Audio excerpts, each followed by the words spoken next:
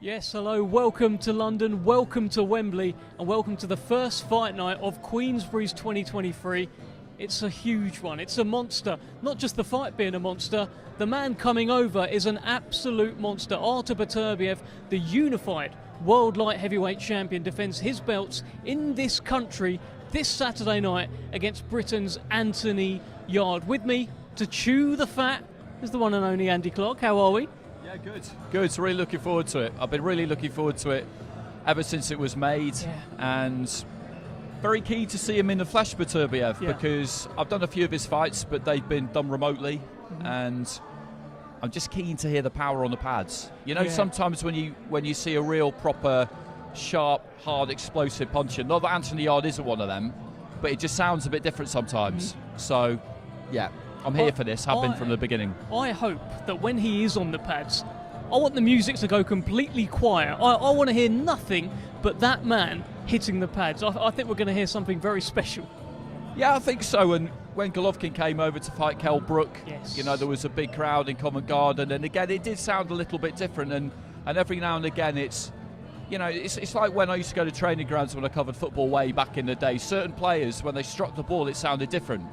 You know, there'd be that kind of ping sound, and you get that in boxing too. You get that sharp kind of high-pitched noise when someone really punches hard, hits the pads. Somebody else it'll be more of a dull thud, won't it? But then sometimes you can even go to a gym and you're not really expecting it, and then over your shoulder you'll just hear that kind of ping, and immediately you just kind of like turn around and think, who's that?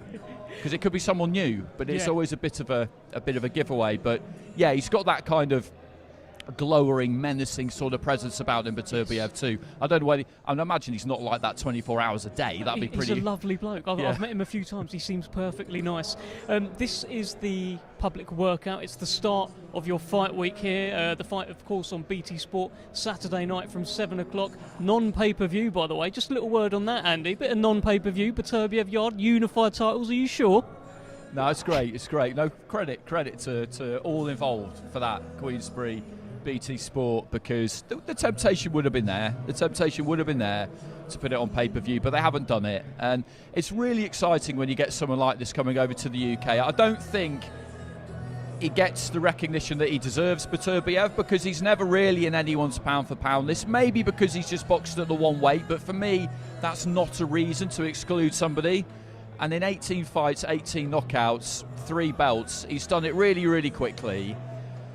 And he's really good to watch. Yeah. So I don't really understand, although to an extent I do, why he's kind of slid under the radar, because he's not really been in fights that have, like his fight against Kvosnik, for example, didn't command the attention that he should have.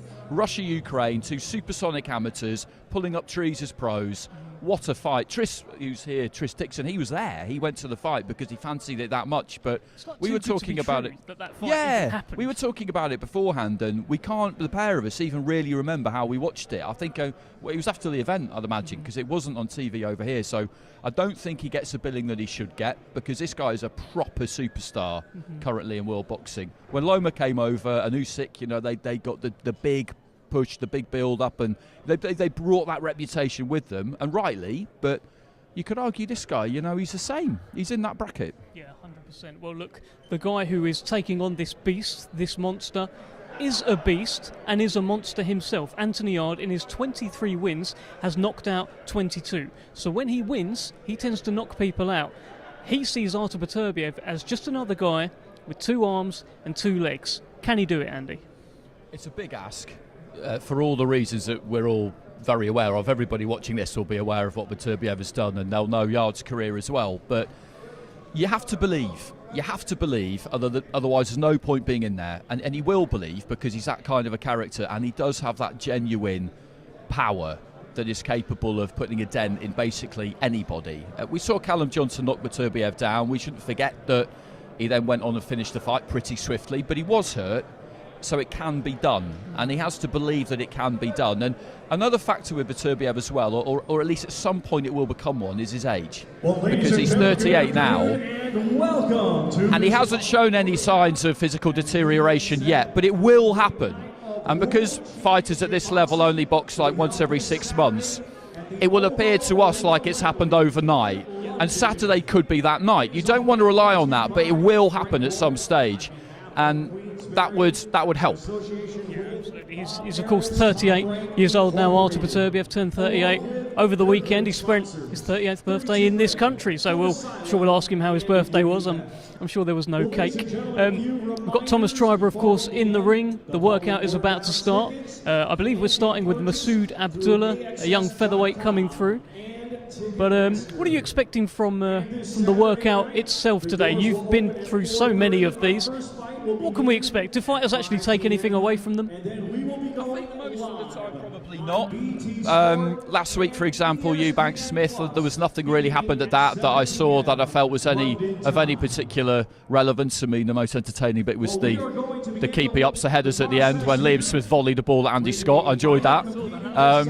But other than that, really not very much happens. I mean, a few times, like I remember when Klitschko came over for AJ, he took forever just sitting in the middle of the ring, getting his hands wrapped, and you think to yourself, there's something going on there.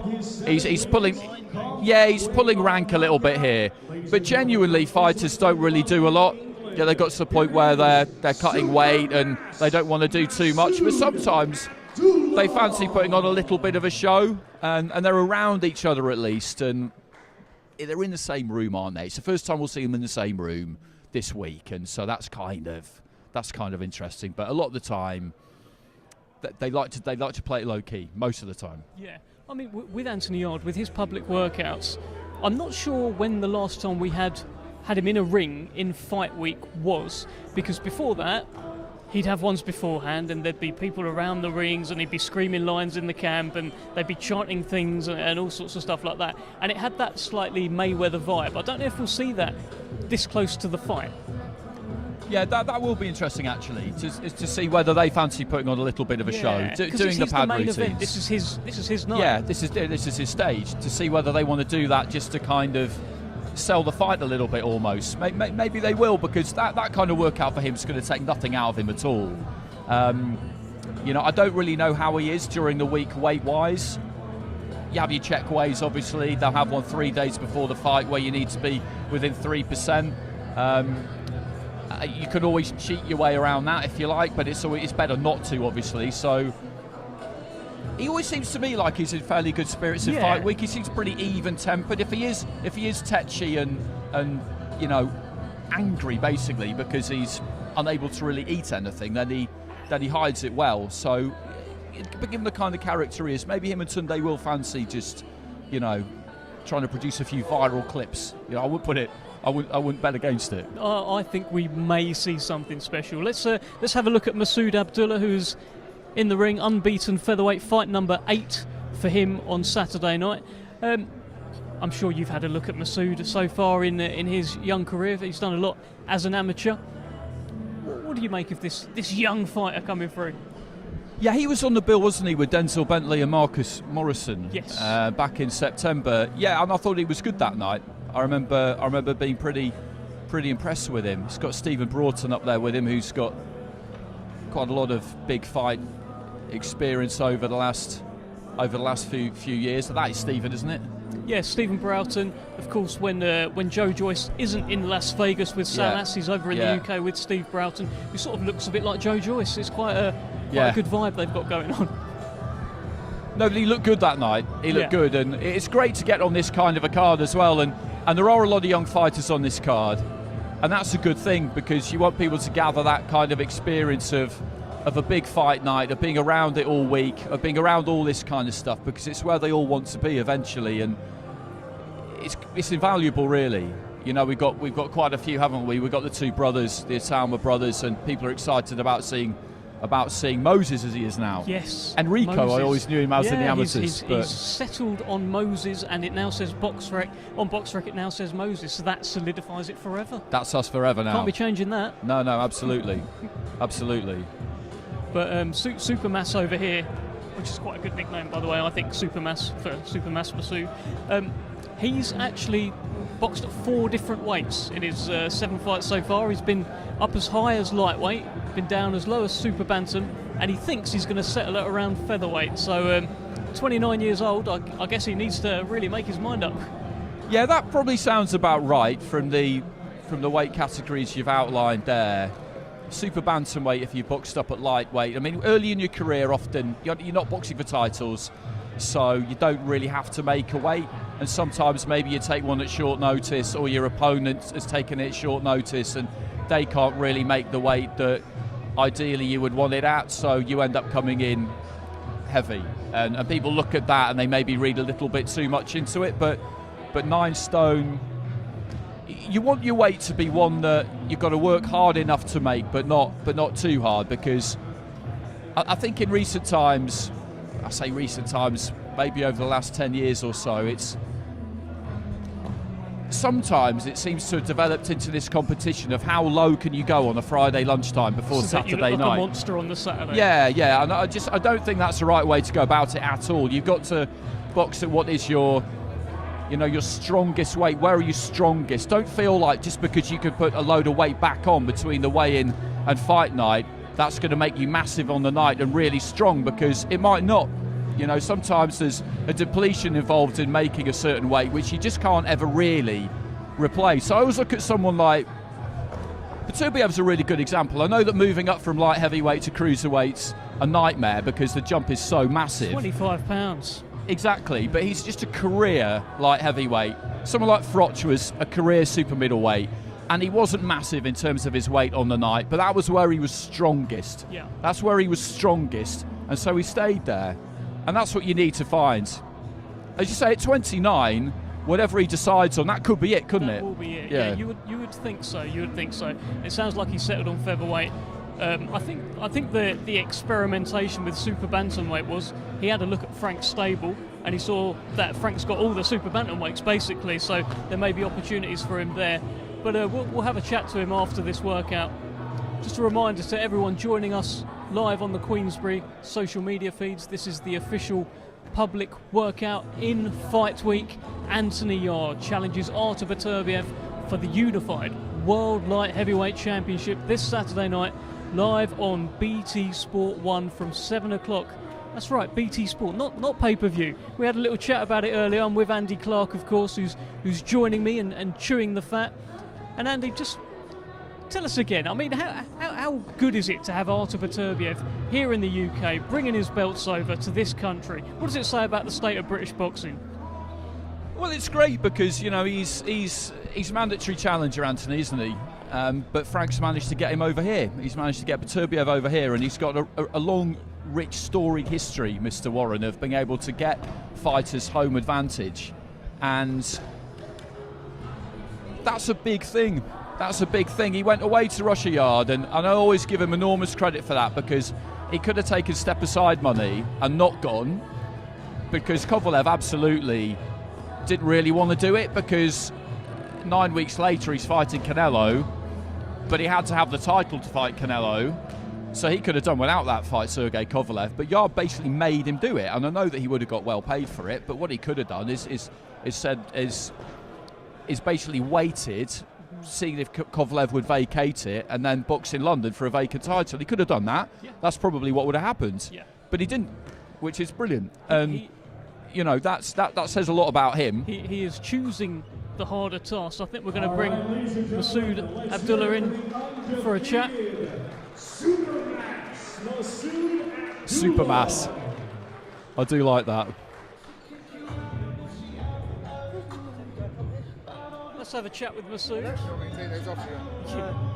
Yeah. Well, I can just hold it to you. Look at this. There we go.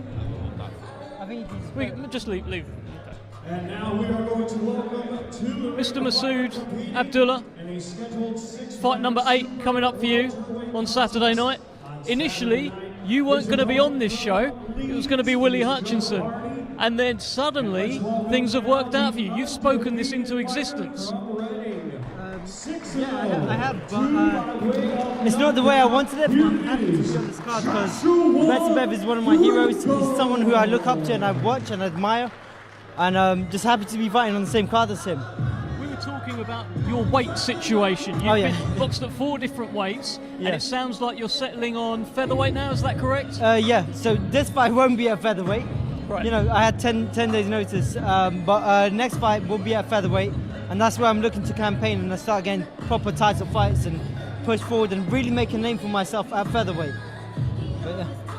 And Andy was talking about weights and making sure you pick the right one. It sounds like featherweight's going to be the one for you. What can we expect from yourself on Saturday night?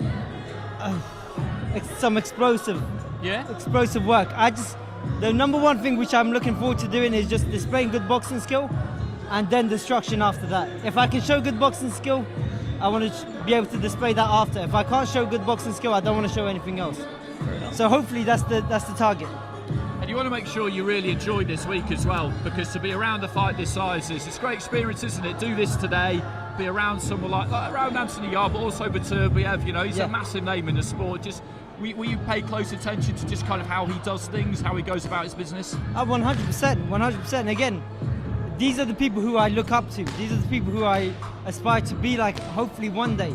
And just good to see them at work, good to see what they're capable of doing and just learn, I guess, that's it. How do you see the main event going? You know what it is? Both of them have got amazing power. Both the accuracies are good. I mean, they both have, I think, yards. There's one person Yarde didn't knock out, which was Lyndon Arthur, and the fight immediately after that dismantles him. And Beterbiev, you know, speaks for itself. 18 fights, 18 knockouts. It'll be interesting to see who can enforce their will. I would like to see how Yarde comes out. Is he going to come out aggressive like he did with Lyndon Arthur, or is he going to play it back a little bit more? So yeah. Hopefully we see you enforce your own will on Saturday night. Masood, lovely speaking to you. Thanks so much. And we'll let you crack on and do some media. Thank you, mate. Appreciate it.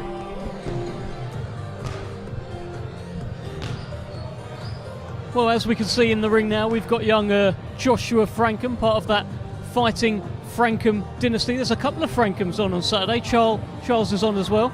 A nice little Frankham bonus, eh? Yeah, absolutely. I know more about Charles than I do Josh. I did a few of Charles's early fights. I bumped into Roger Lee in Starbucks downstairs, and we were just having a quick chat about the main event, but also about Charles. So I'm less familiar with Josh, but like you say, they're from a boxing dynasty, really. You know, Gypsy John Frankham from back in the day. There's some of the stories about him are absolutely epic. But really good fighter, British champion. And they're bred to fight, basically. It is as simple as that. You know, I've long had a fascination with fighters from the traveller background, because it's like, you know, it is like Brazil with football, or in recent years 100%. Jamaica with sprinting, or anywhere where success breeds success. You're brought up in that hothouse where, as soon as you're old enough to do it, this is what you do, and that I find that fascinating. I find that absolutely fascinating, and I always have, because you talk to pros from back in the day, and what they would tell you is that fighters from the travelling community would always dominate the schoolboys and the juniors, but then they might drift away from the sport because it wasn't really seen as something you could do for a living, because, you know, it's important to get out there and start making money as a young man. That's how it goes. Yeah. But since Andy Lee, really, they started to really take professional boxing seriously, and you can see a takeover already happening in full swing. You know, Billy Joe Saunders, Tyson Fury, obviously, Hughie Fury, but there's others who come through, you know, Felix Cash. There's more and more all the time, and I don't see any reason why that won't continue, to be honest. I think it will. I can see Dennis McCann out of the corner of my eye. Yeah, exactly. There you go. I'm sure we'll bring in for a chat at some point too. Joshua Frankham, of course, a cousin of Paris Fury as well. So they're all. He goes out to all of Tyson's fights. He's always there, always around it. And I remember seeing videos when Tyson was particularly big. I think it was the 30 Stone era. Joshua Frankham was up there in Marbella going for runs with him alongside Ben Davison. So he's witnessed that journey, and he must take a lot of inspiration from him. Yeah, absolutely. And they're just around things like that from such a young age. And they, generally speaking, will start boxing at such a young age that they just look really at home in there. You look at someone like McCann, he looks absolutely at home in the ring, like he's been there all his life. And the reason is because he kind of has, really. And that is, there's no substitute for that. People like to talk about 10,000 hours and all that kind of thing, and it's a fascinating debate between nature and nurture and talent and hard work and all that kind of thing. But when you look at Fury, for example, My theory on why Joshua would always struggle to beat Tyson Fury is because although Joshua is a very, very quick learner, clearly he's demonstrated that, there's an unbridgeable gap there, and it's a length of time that Fury, who is also a very quick learner, has been doing it. Yeah, 100%. He'd have just simply put the gloves on earlier in his life. That's it. And been That's shadow boxing, been throwing punches, been hitting his dad's hands with his fists. So you fight that fear away that everyone has when you start. You fight it away really quick. It's probably gone by the time you're about 10. And then from then on, you could just work on improving your skills.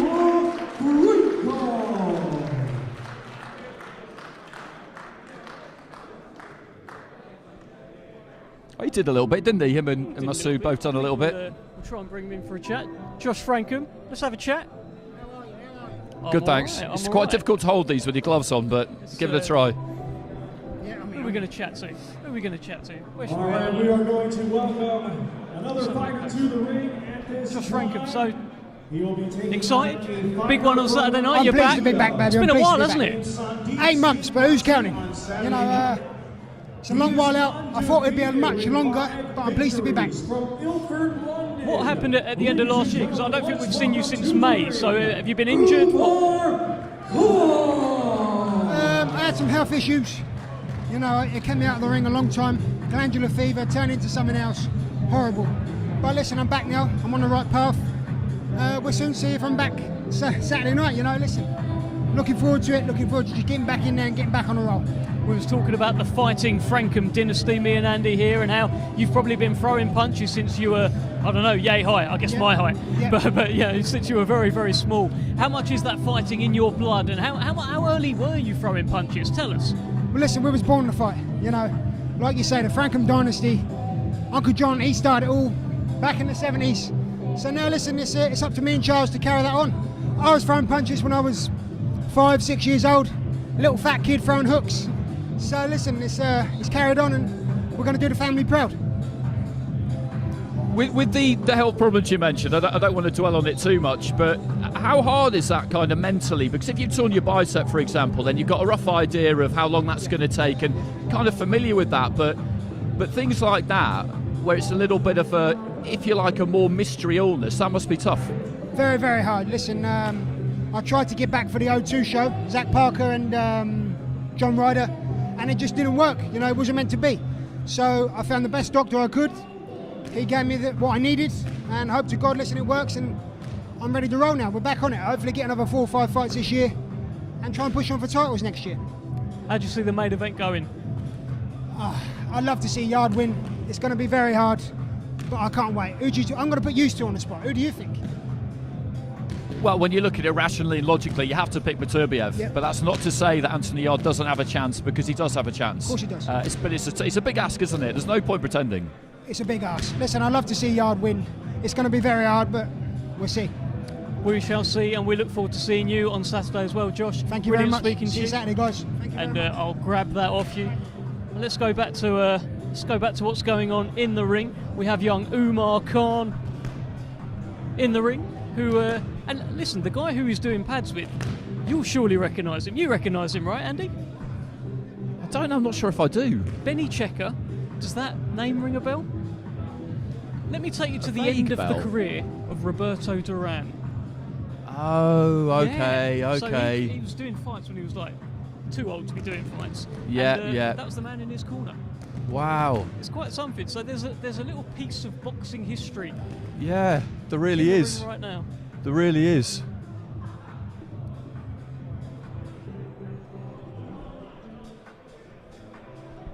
Young Umar Khan, very early in his career. Cousin, of course, of Hamza Shiraz. There was a moment where we'd see Umar just a kid rocking up. Hamza started, of course, so young as well, and Umar, you sort of watch him grow older with every show, and before you know it, he's in Frank's office signing a new deal, and it's. So is he fairly recently signed then, is he? Or has he been with Frank from the start? Yeah, I mean, he's been with Frank since the start. He's very young in his career. He's only boxed for a year or so. He's not wasting any time there, is he? It's not in and out. Well, let's have a chat with Umar Khan, known for his hand speed and perhaps even for his foot speed, the way he just quickly got you out could see of that workout. Yeah, very good. That was a quick one. No, you could see that though. He's nice and sharp, isn't Khan. he? Umar, let's have a chat, please. Come in, jump in the middle there. Where? We're facing over there. So. How are we? That was a quick workout. Yeah. Did you have somewhere to be? Just get it done, innit? That's it, yeah. That's it, get it done, man. Just want to fight now, really. You excited? Ready to go on Saturday night? Yeah, I'm excited, man. Big opportunity on a big bill, and I've got a good opponent as well, so ready to do the business. You're in tough on Saturday night. You've got a real opponent. The toughest opponent of your career, Sandeep Singh Bhatti. Charles Franklin has boxed him. We saw Isaac Lowe box him back at Spurs Stadium. Tough fight, quite early. How are you feeling about it? He's no mug, but listen, we've prepared, and I think this is what I need to get the best out of me. And we're going to do a job on it, that's it. India v Pakistan. And have you spoken to Hamza, obviously your cousin Hamza, about this? You know, he's really rising through the ranks. Has he given you advice ahead of the toughest fight of your career? Yeah, no, I've spoken to him, but he's just said, listen, look at it like just any other fight. It's just another man in the way of your destiny, and you've got to walk through it. And that's what we're going to do. Andy, anything you want to ask young Umar here? What are you looking at this year? What are you hoping to achieve this year? Just keep learning, keep progressing, and see where we are at the end of the year. But no, like, I'm not shouting for titles or any names or anything yet, because I know I'm still young. Just fight as often as you can. Exactly, yeah. Just as often as I can. Whatever Andy Allen and Frank Warren think is right for me. Okay, what can we expect on Saturday night? Hopefully my first knockout. Jeez, well, look, not a lot of people knock this fella out. I'm not sure anyone has yet, so that'll be quite something. Exactly, yeah. But listen, he hasn't fought me yet, so. Ooh, I love that. Good luck, Umar. We'll see you on Saturday. Thanks, Dev. We've got wires all over the place. We've got Charles Frankham in the ring.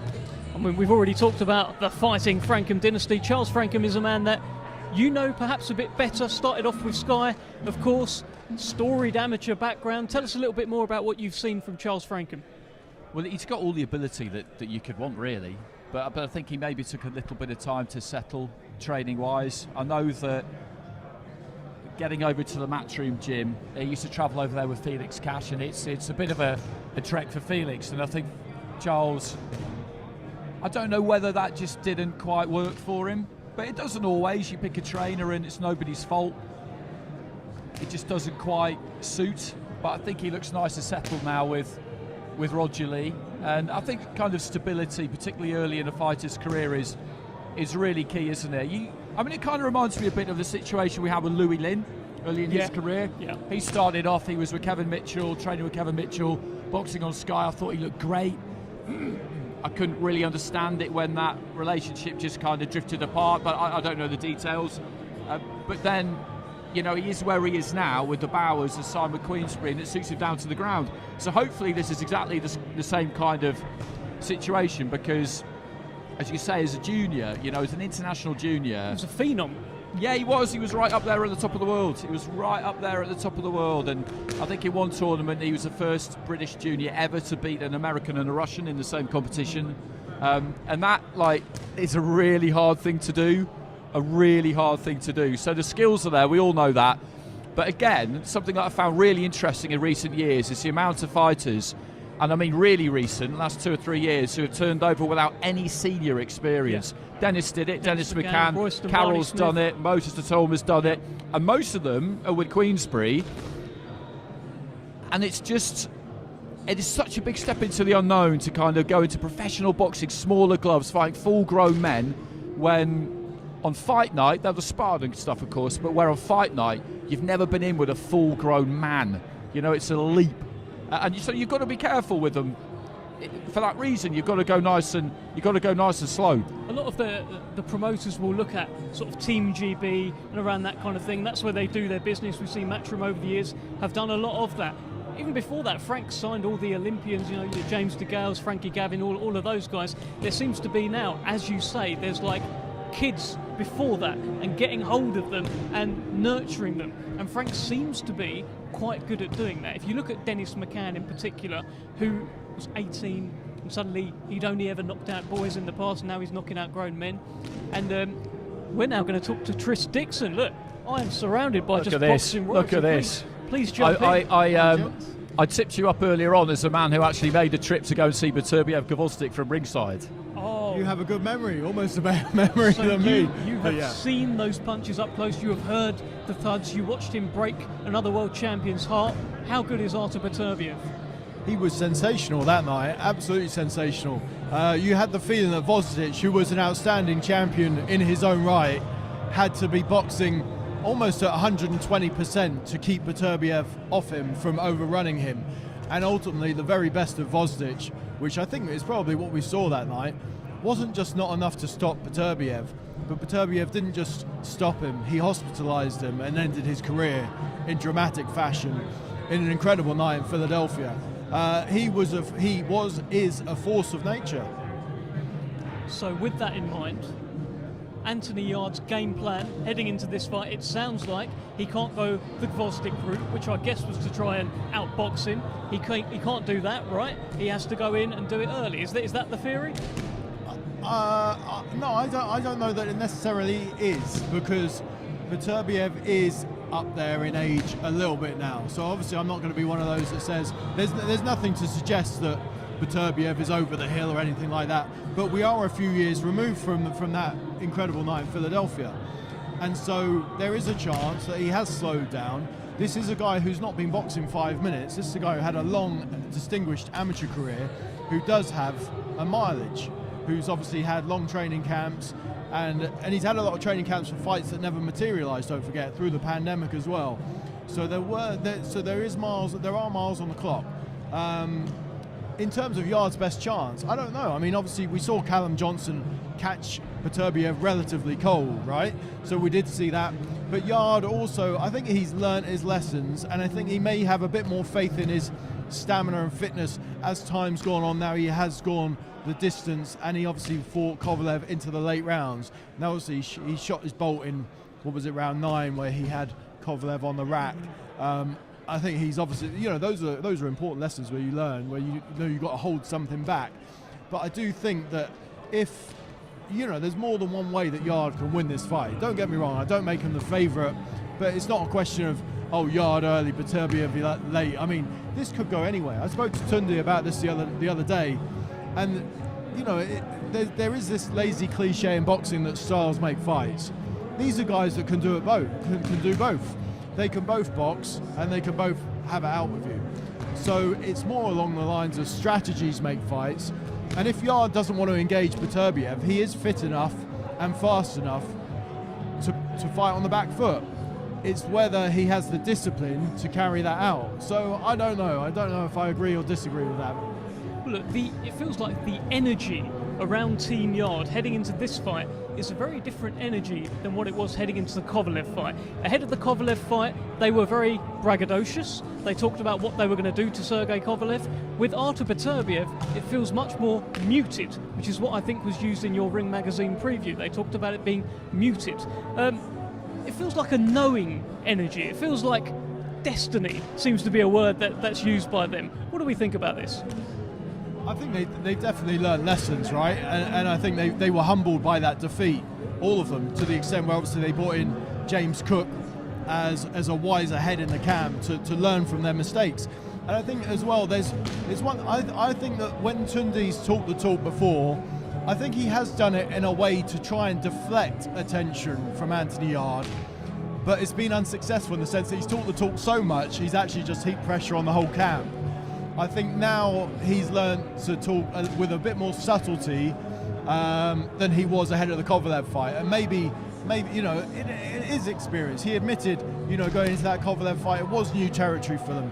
Hence, they brought in the wiser head in camp. I was talking about how great it is for UK boxing. Me and Andy earlier about, we've had Errol Spence here in the past, Vasyl Lomachenko, Gennady Golovkin, and now we've got another one. A great time in British boxing, Andy.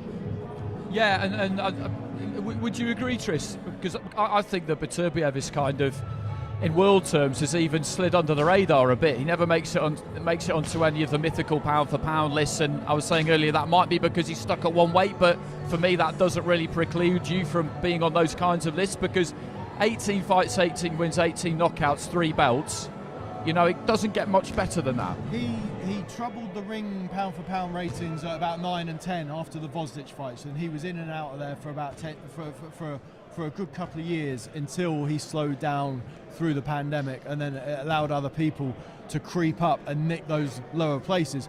We're obviously at a rich time, not just for British boxing, although it has been richer in the past, but we are a rich time of world boxing where this top 10 pound for pound list could have about 17 or 18 fighters in. Yeah, there's a few solid, guys right on the peripheries there that aren't quite in the top 10 that we still get headaches about at the ring. You know, the likes of Devin Haney and all that. You know, there's plenty of arguments going on all the time. But Beterbiev is one of those guys you could say is a number 9 or 10. You could make a very solid case for that. Well, look, you're two boxing historians. You know how the sport's worked over the years. It would be remiss of me to not ask you, how would this rate as an upset in boxing history if Anthony Yarde dethrones Artur Beterbiev on Saturday night? Guy, I was thinking about this on the way in. Hit us with the Hunnigan and Curry line. I was, yeah, I mean, that's the one that sticks out, isn't it? I was thinking more about big jobs that British fighters have had in more recent years, and I kind of thought about Michael Jennings boxing Cotto and Kevin Lucien boxing Trinidad and Howard Clark and Fernando Vargas, but they didn't win, obviously.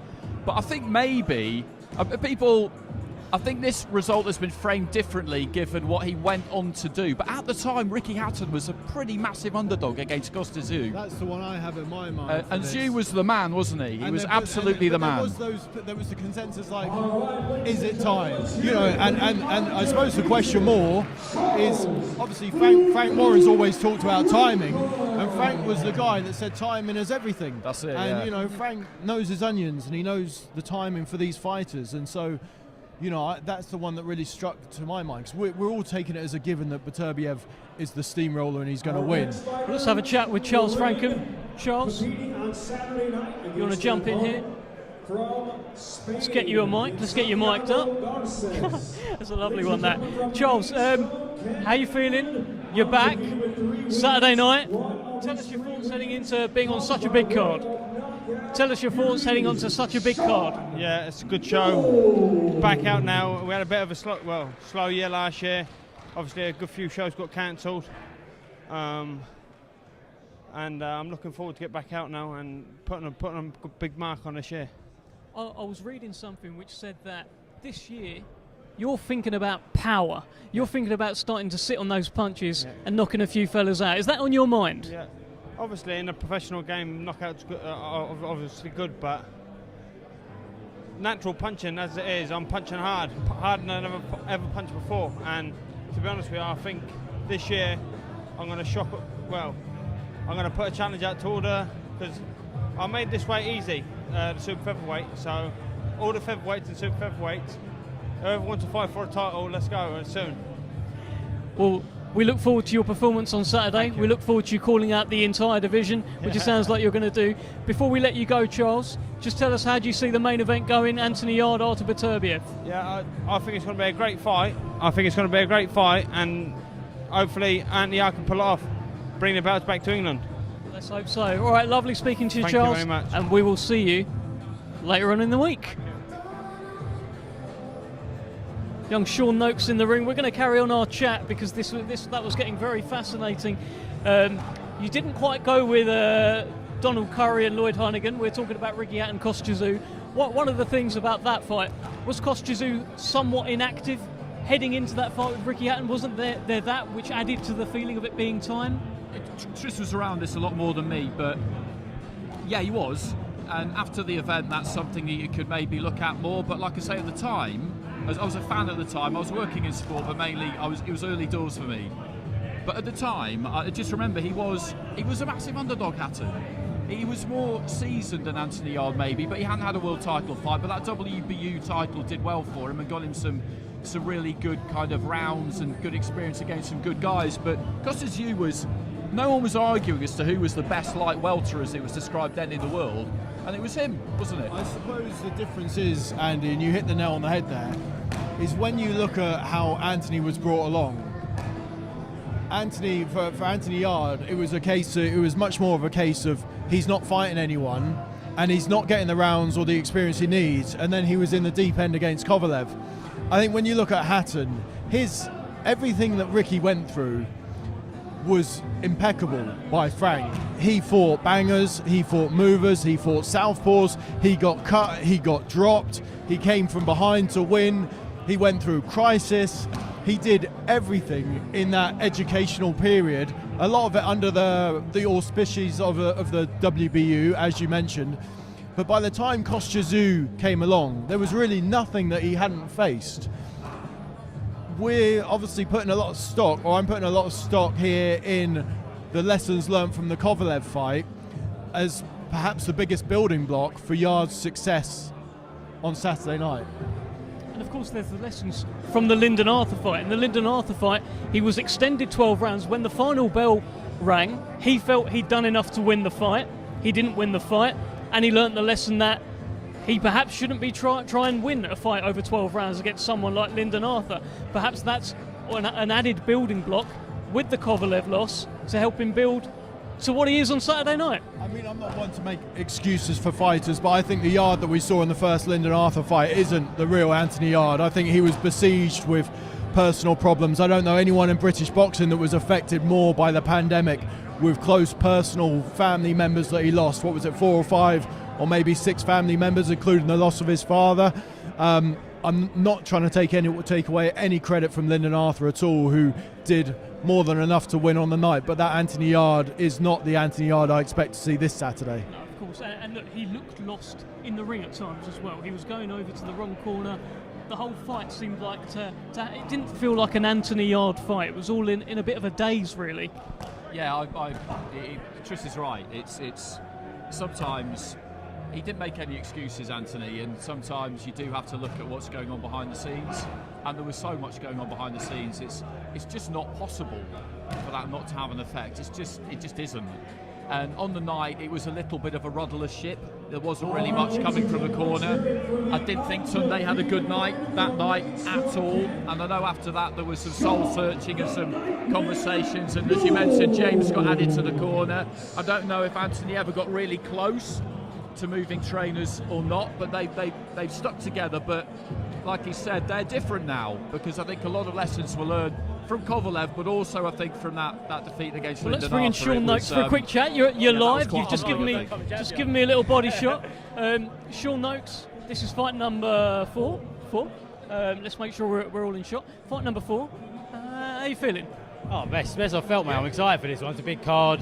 Try and make my mark on it all. So yeah, I'm looking forward to it. Tell me this: you don't train with your brother, do you? You've gone off and sort of done your own thing. Tell us why that is. Well, obviously, like, we spend a lot of time together, Dev. Like, so we train together, like, work together, and if we don't all that, we end up getting sick of each other. So, plus also, like, I've come on after my brother, so I didn't want to come and be Sam Noakes' brother somewhere else. I want to make my mark myself and be my own man. So I took myself to Mickey Burke, and we're flying. The trim looks good as well. So is that a fresh one? It's a fresh one. When I found out we had the media the other day, I thought, well, I've got to dive in here, get my haircut ready for today.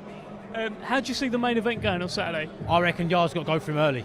I really do. I reckon if it goes past 6, it might be all Beterbiev, but I think Yarde's got to go gunslinging with him early and try and get him out of there. And what about Sean the Nightmare Noakes? What's he going to get up to on Saturday? I'm just going to have fun. I always have fun, Dev. I'll be all right. Good luck. Thank you very much. That's Sean the Nightmare Noakes, older brother of Sam Noakes. And I am determined today, if Sam Noakes is here, to get a picture of Sam Noakes and Artur Beterbiev together. 2 guys with a 100% knockout rate. I mean, you've got to get them together, right? Dev, let me ask you one of the questions, okay? How are you coping with your newfound fame as Twitter's most infamous troll? Are you enjoying it? Do you know what? It's great fun. I just find that there are certain fan bases who are very emotional when you just say, I believe that X would beat Y. If that's football, if you say, all right, it's Man United Arsenal on Saturday, I reckon Man United are going to win, you won't get people saying, oh, you're a hater of Arsenal. But in boxing you do. It's quite remarkable. No, I think because you're tongue-in-cheek, I actually think that you are admired as much as you're hated. So at least I think you're maybe 50-50 rather than 80-20 like the rest of Twitter. Yeah, I guess the important thing is that people are talking. That's all you got to hope for, right? Well, just from you stirring the pot. Andy, what do you think about Dev on Twitter? No, do you enjoy it? I do. Yeah, I'm a fan. I think it's been interesting to see. It's been interesting to see your kind of game evolve over time. And now I would say I would say you are seasoned. You're seasoned. You know, He's going into those pound for pound. That's it. Yeah, he's on that list. He's on that list. Definitely. I mean, yesterday, look, that they were talking about Joshua versus Franklin. I said, wonderful fight for Joshua's development.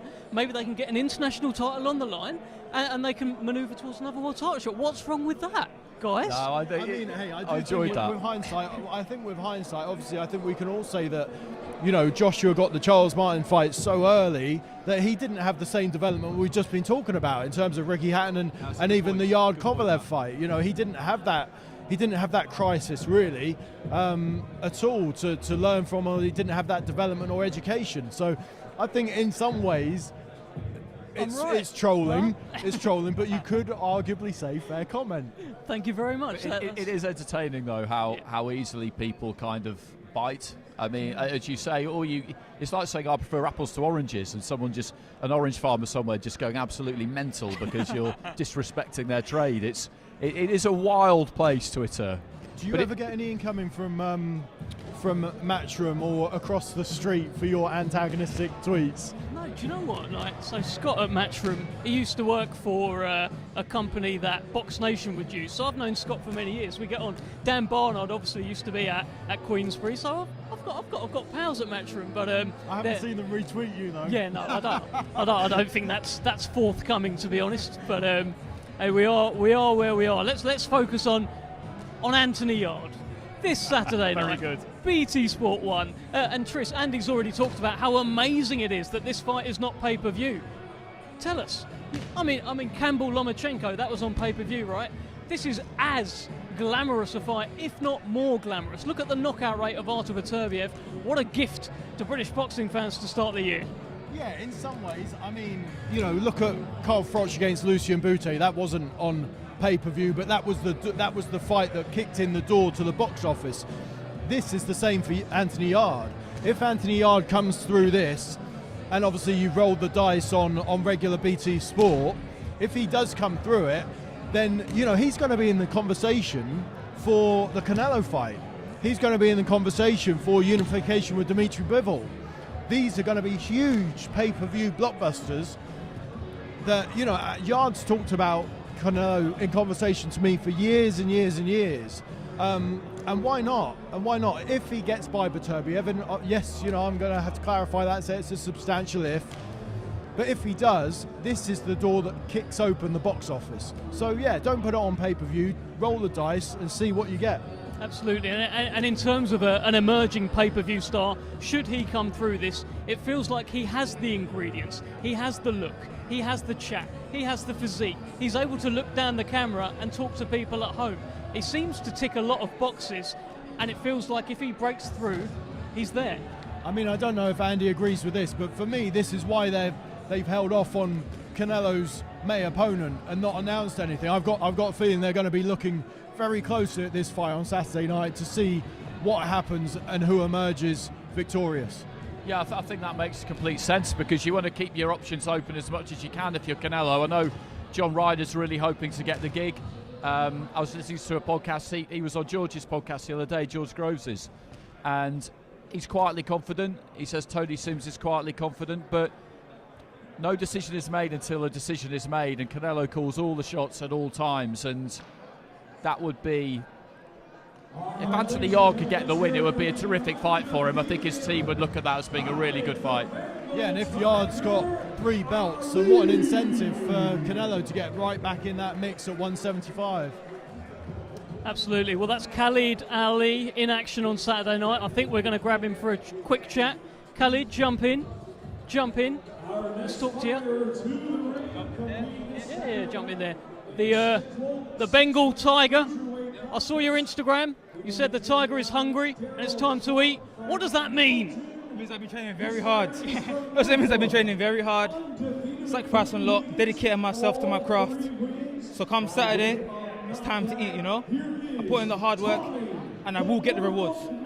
I saw something also on your Instagram page which said that pain and anger is quite the sort of combination to give you your motivation? Of course, pain, anger is an extremely good motivator. You know, if you can put those things into something good, like what I'm doing now, you get the best out of yourself. You know, because in training, in sparring, when you need to dig deep, you think of those things. You think of the pain you went through in training. Think of the pain. Think of the trauma you went through. You will perform better. You will get through the rounds. Would you think it's nothing? Listen, you're very young in your career, 3-4-0. You know, you're just starting out. Do you have a look at what else is out there at this stage, or do you wait? Just because I'm thinking, I just had a chat with Sean Noakes, lovely fella, and he's a welterweight. He's in your weight division, same sort of fights. Do you have a look at him? Nah, not really. You know, I've always said stay in your own lane. Stay in your own lane, and you'll get to where you want to. You'll get to where you're supposed to get to. You know, I'm in the sport to win world titles, so no disrespect to any fighter out there. I'm on my lane to become a world champion. I'm not in no lane to fight this person or that person for whatever belt. I'm here to become a world champion. If I need to fight this person to become world champion, then the job has to get done. But for this particular moment, stay in your lane, stay focused, and just focus on yourself. Tell us how you see the main event going. Yarde, man, Lions in the camp. You know, I think everyone should be back in Yarde because, you know, to be fair, I'm just like him. I come from the same sort of borough, East London. I know what he means by he's come from a rough background. He's seen people get stabbed. I know what he means, you know. So to see someone like that now get another opportunity at world title honours, it's nothing but inspiration for me and a motivation because me, myself, and everyone here should be looking at him like he can do it, so I can do it too, you know.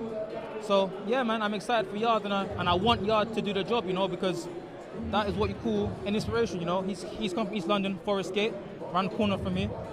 And now he's fighting at a world stage headline at Wembley Arena. That's what gyms are made of, you know? Wembley Arena, that's what you want. Well said, Khalid Ali. Go well, and we'll see you on Saturday night. See you later. Take care, okay?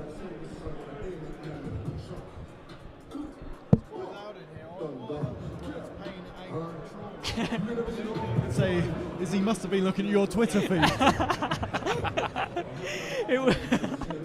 Well said, Tris. I mean, it was a post on his Instagram page. He talked about how he's channeling pain, channeling anger into his training. But yeah, it may well be to do with some of my tweets. Did I hear Thomas Triber say that he's now training out of Croatia or something?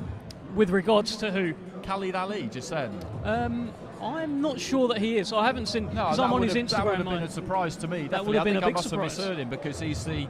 Yeah, I mean, I checked him out before the card I did in September, and he's got a lot of backing, hasn't he? He's got a lot of people behind him. Got a great fan base. You know, and he definitely relishes that responsibility. I think he is the pride of Brick Lane. Yeah, the prime fighting territory from back in the day. Yeah, the old Jewish East End. Yeah, you know, that was massive boxing territory. Well, what about this guy? You can see Tommy Fletcher in the ring. I don't know how much you've seen of him, but if you haven't seen much, check out his last knockout. He set it up, and I mean, he put the guy to sleep. It's one of those where you see the knockout and you get up and you're like, oh wow, and then you have to sit down because you have to make sure the other guy's okay. He's got that sort of power. Mark Tibbs says that he's like Deontay Wilder. I know you're gonna say, what are you going on about here, Dev? But Mark Tibbs says he's like Deontay Wilder, but with more IQ. Have you seen much of him, Tris? I've seen him on BT. You know, it's one of those things, isn't it? When you see a fighter coming to the ring and they've got Mark Tibbs with them, you think, okay, you know, this guy's going to be legit because Mark wouldn't waste his time with people that aren't going anywhere. But Mark also has a thing for he's got a lot of talented, taller guys as well. So he's got a few guys that box differently. In terms of power, I mean, it's a reach now at this stage with the Deontay Wilder comparisons. But hey, as boxing fans, as boxing connoisseurs, we can only hope, because obviously that's what draws and attracts so many people to the fight game, is the excitement of the knockout. Absolutely. If I had my way, he'd open up every Queensberry show, because he opened up the Joyce Parker one, and it was quite something. It was quite something. He's so tall, isn't he? When you look at him in there, he's so tall. 6'7". So again, the Wilder comparisons are there. You know, 6'7", wiry, rangy. probably a little bit smoother than Deontay, with all due respect. I mean, obviously Deontay was a Olympic bronze medalist, but he was never from the school of being particularly slick, was he? Let's be honest. What I've always found fascinating about Wilder, though, and you see it with fighters every now and again, fighters who just have this kind of really loose elasticity about them, where they can just sling punches in. It's like they're this enormously powerful rubber band, and they never have to load up. They just let them go. It's pretty amazing to watch, to be honest, because the looser you are, as you know, as anyone knows, when you've got that really long reach, it becomes even longer because you can just get right to the end of it, carry that power to the end of the punch. I am kind of fascinated by the mechanics of it with someone like Wilder and how it even funny works. Because compare that with someone sawn off like a Mike Tyson, who seemed to be stocky and comparatively tense the whole time and ready to explode. It's interesting the way the biomechanics work, because obviously when you talk about rangy punchers, no one ticks the box more than Tommy Hearns. But it's incredible, you know, it just goes to show, you know, it's not all to do with having long levers and all the rest of it. It depends on, you know, how the punch is delivered, where it comes from. Obviously Tyson had that peekaboo style where he would actually spring from a defensive position and turn it to attack very, very quickly and use that momentum from left to right and right to left.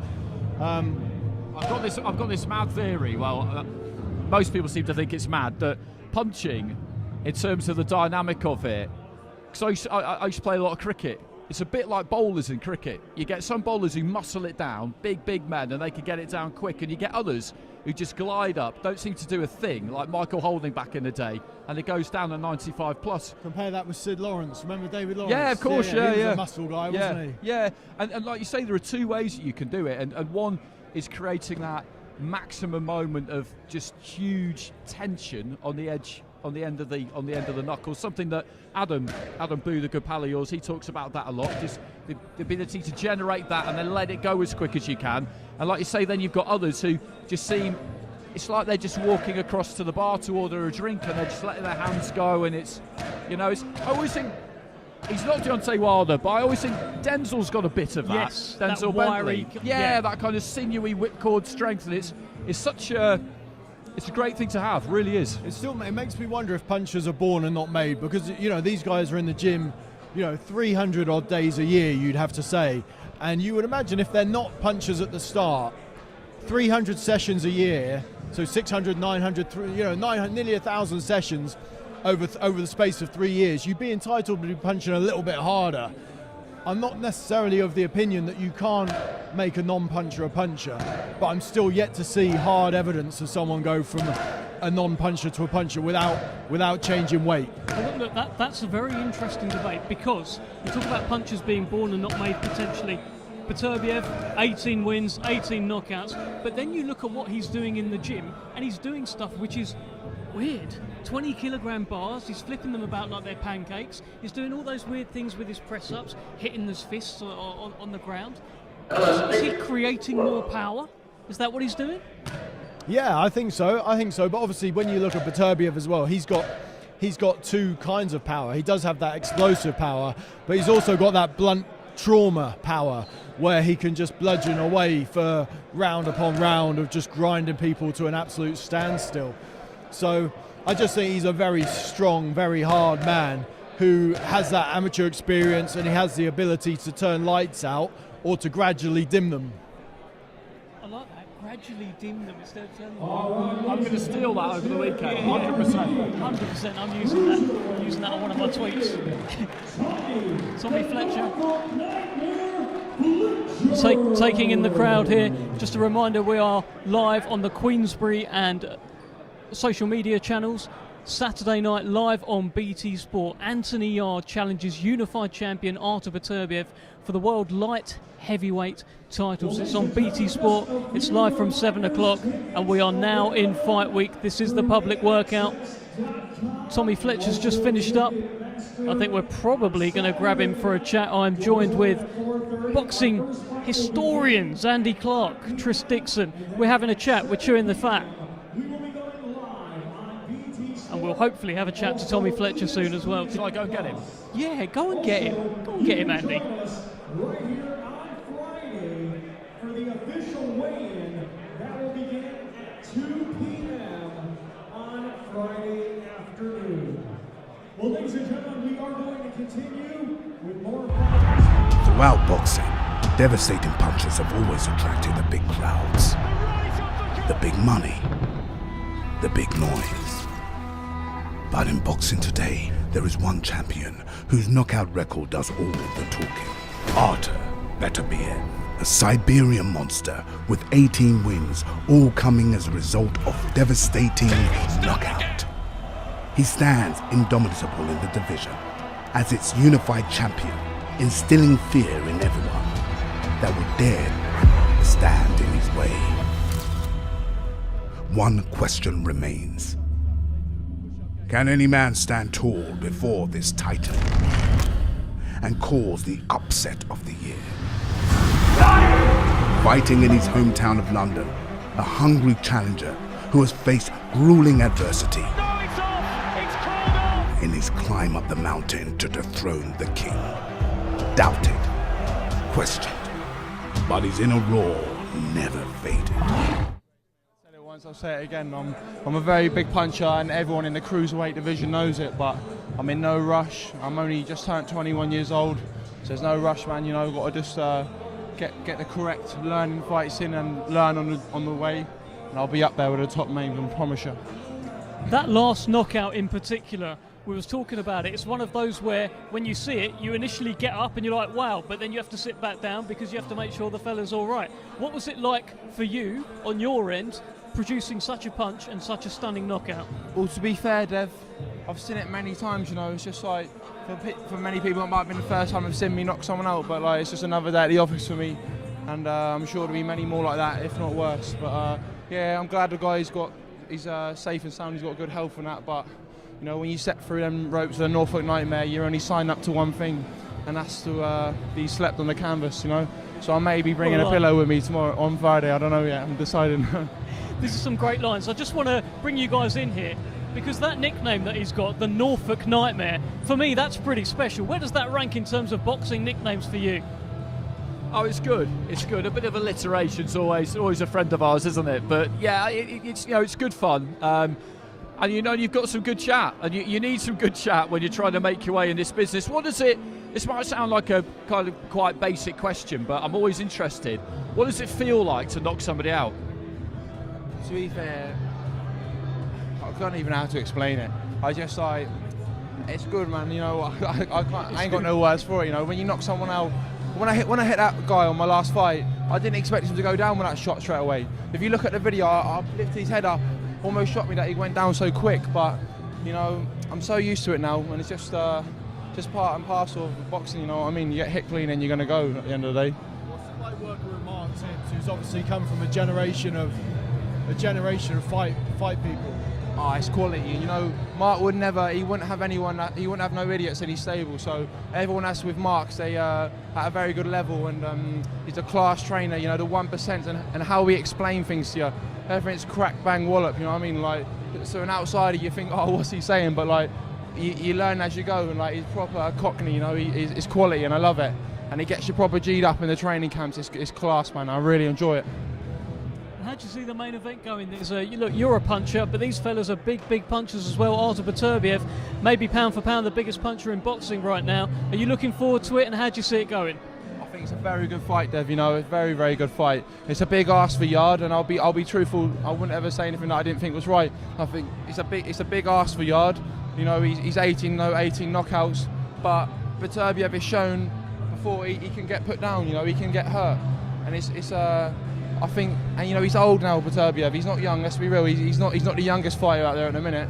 So you know, he could be on his way out. But and Yarde's younger. He's hungry, and you know, with Yarde, he's got that mindset. You know, he's like, when you look at him boxing, it's all like you can see the cogs turning in his mind on like how he's analysing, like when he's popping his jab, the shoulder roll. Although I do think he should not really do the Phil Shelley that much with Beterbiev. I think that may be the wrong sort of look to go about it, because when you look at him, he's always pop shotting. He's always pop Beterbiev, and they're not just pop shots really. They're strong, big punches. So you know, I think he has to get his respect early. I think when he comes out, he's got to nail him clean, Yarde. He's got to nail Beterbiev clean and actually put a bit of damage into him early, and he'll get his respect. And I think he's got to stay on the gas with him and not respect him at all. I want to keep hold of you for a minute because that was very good for me. There's something that Tommy said there about the Philly shell, and I've heard other people say this as well. Anthony Yarde can't afford to sit in that defensive stance for too long against Beterbiev. Why is that the case, and what do we think? If he sits there for too long, there's going to be an avalanche of leather that's not going to stop coming his way until the openings that he leaves closes. And this is kind of where I was going with that Vostic fight, in the sense that Vostic was having to box at 120% of his capabilities to keep Beterbiev off. It reminded me a little bit, to a lesser degree, of when Bellew was in the fight against Usyk until he wasn't. In the sense that Bellew was using up every sinew of his concentration, of his movement, of every fast reflex muscle in his body, every fibre in his body to stay in the fight as long as he could. And that's what Yarde has to do, but he has to do it possibly over 12 rounds, or certainly until he can have some notable success.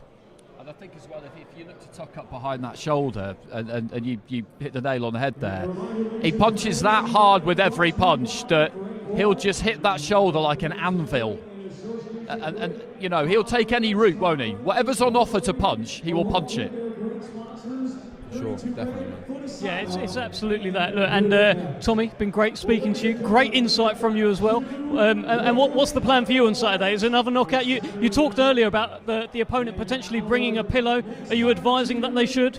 Well, listen, if Daryl Shah wants to bring a pillow, then by all means. But, you know, this Saturday, I've seen his record. He's not been stopped very many times, you know. And although he may have a losing record, he is a sturdy opponent. And he's boxed some big names. I looked at his box rec. He's got some.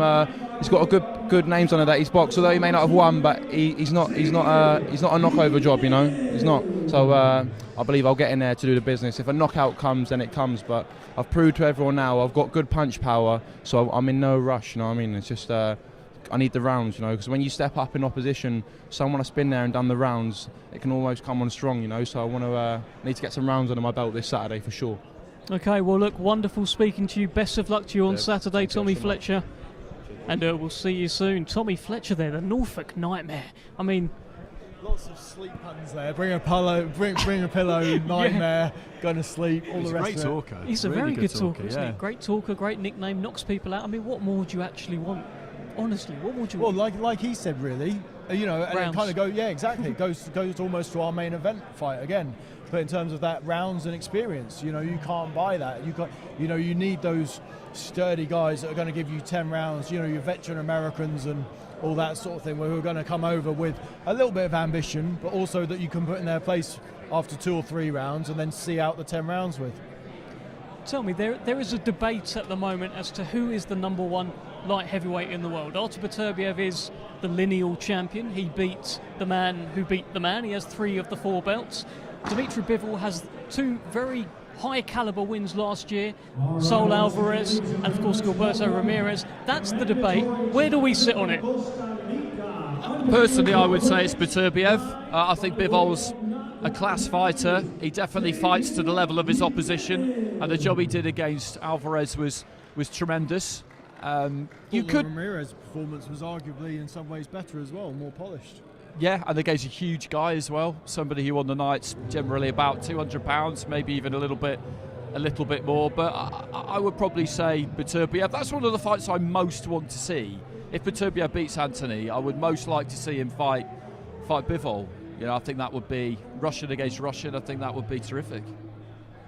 Yeah, I mean, I agree with Andy in the sense that you'd have to have Beterbiev ranked 1, but whether he is the best fighter at 175, I don't know for sure, you know, because Bivol's so impressive. He's the younger guy coming through and probably maybe a slightly less mileage. Well, look, we were just talking about Artur Beterbiev, a man with a 100% knockout rate. What about this guy? 100% knockouts as well. Sam Noakes, how are you? Quite 18 though, is it? Got a little way to go yet. We have to get a picture of you two together.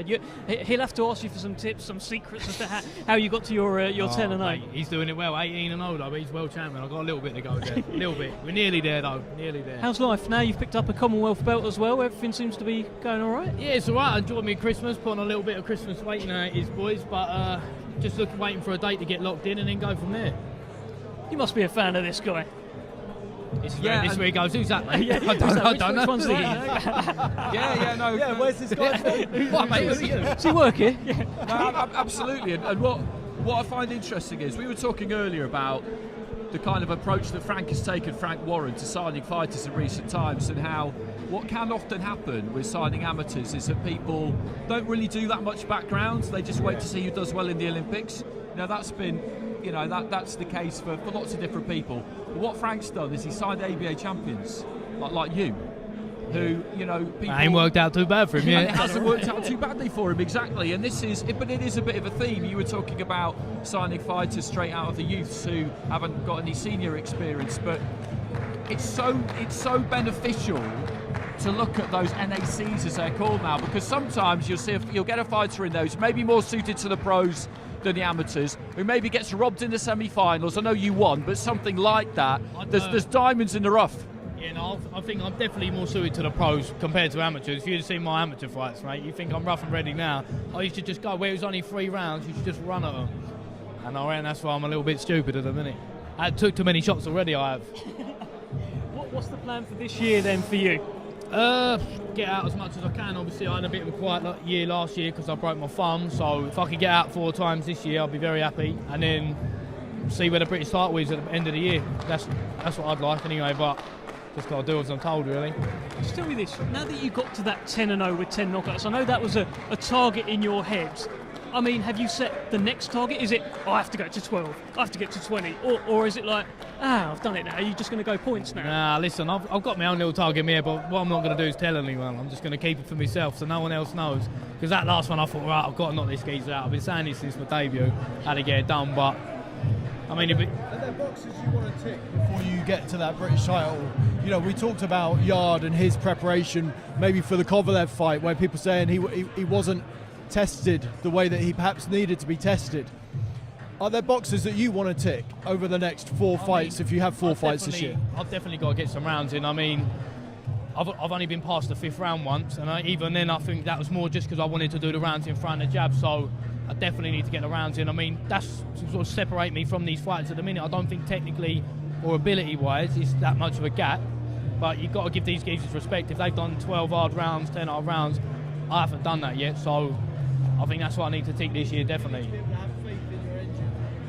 I mean, I've got faith in myself, and I know I'd never be like, you know what, I've had enough now, I want to get out. Do you know what I mean? But I think how your body reacts in them rounds, you need to know. You need to be, as you say, tested before you get in there. Otherwise, being 10 rounds deep in a class fight and the mate he's still coming at you, it is going to be tough. Sorry, Dove.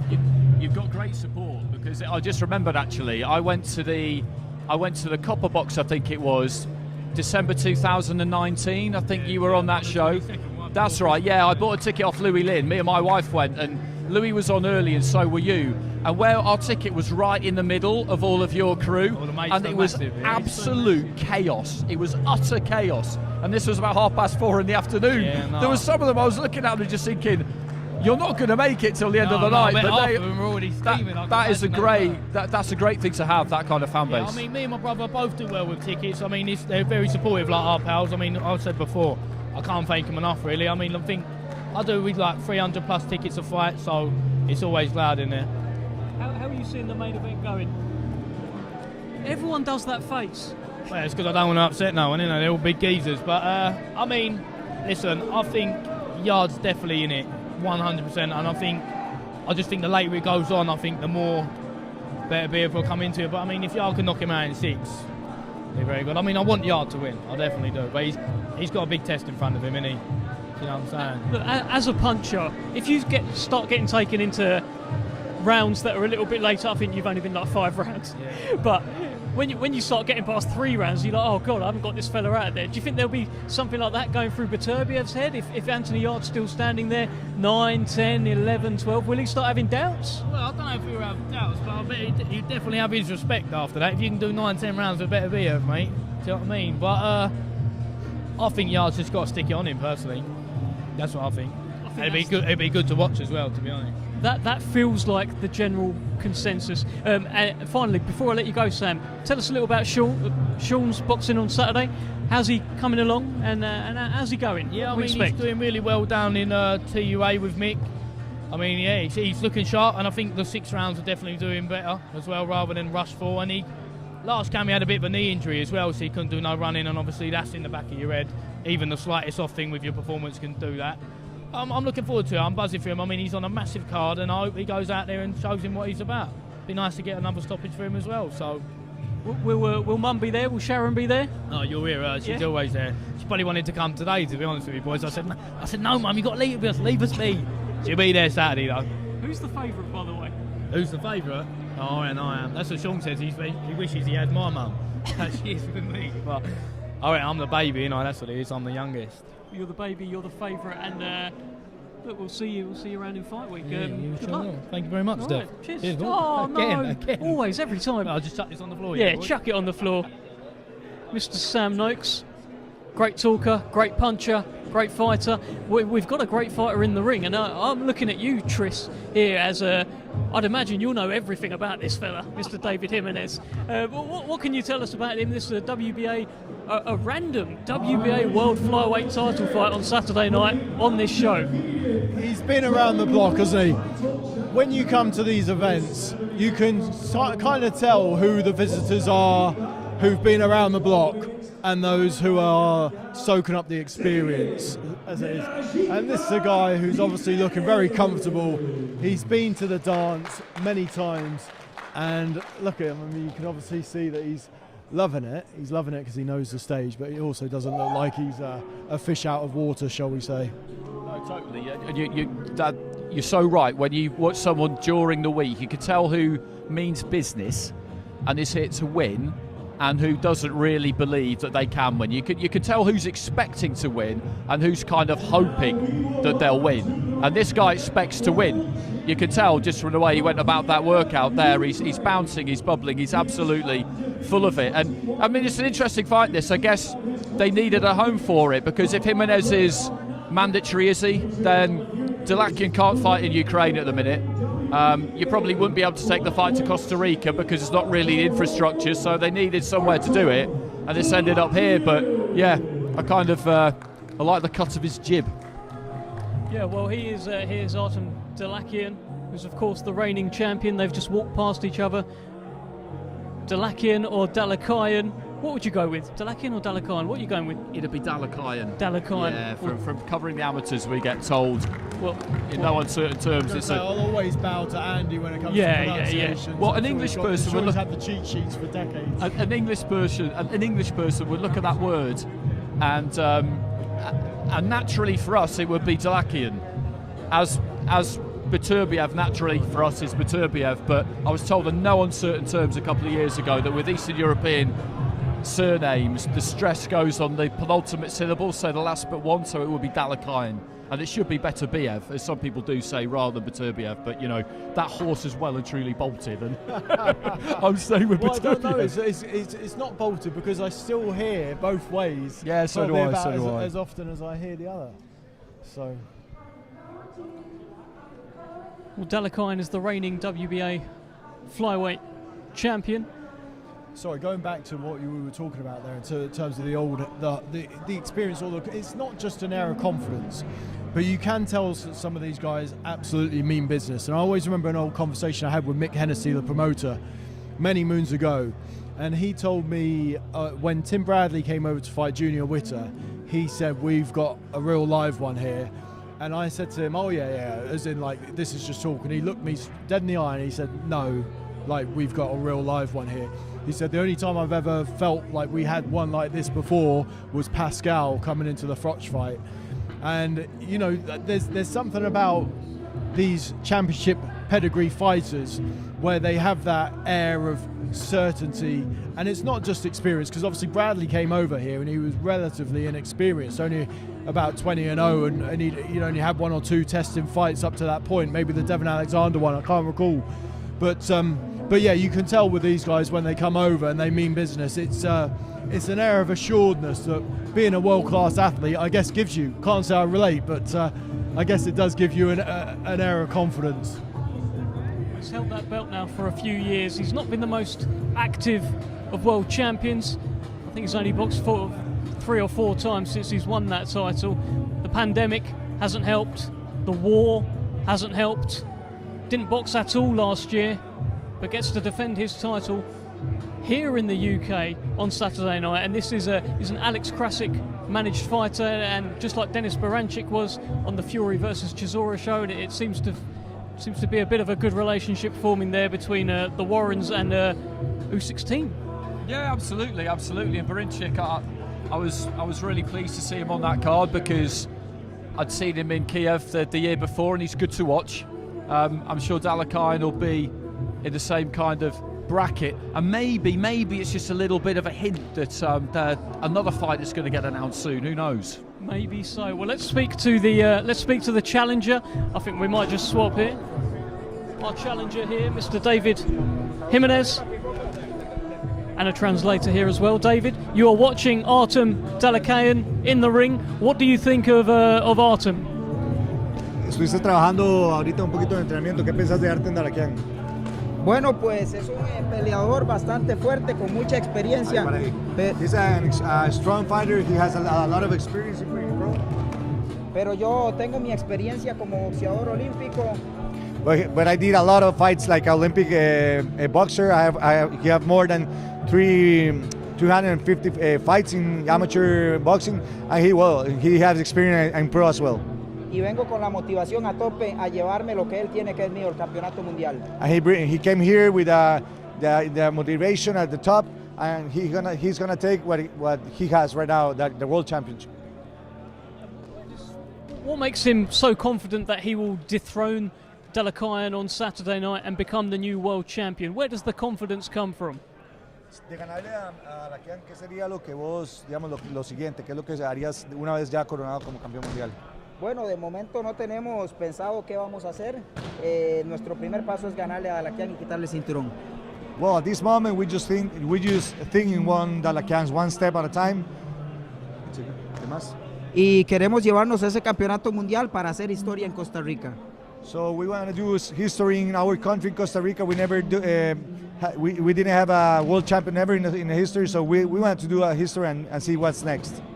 And how does it feel to be boxing so far away from home? You're in a new country here in the UK. How does that feel? ¿Qué se siente pelear tan lejos de tu país? Para mí esto es una gran motivación, la que me va a hacer llevarme el triunfo hasta Costa Rica.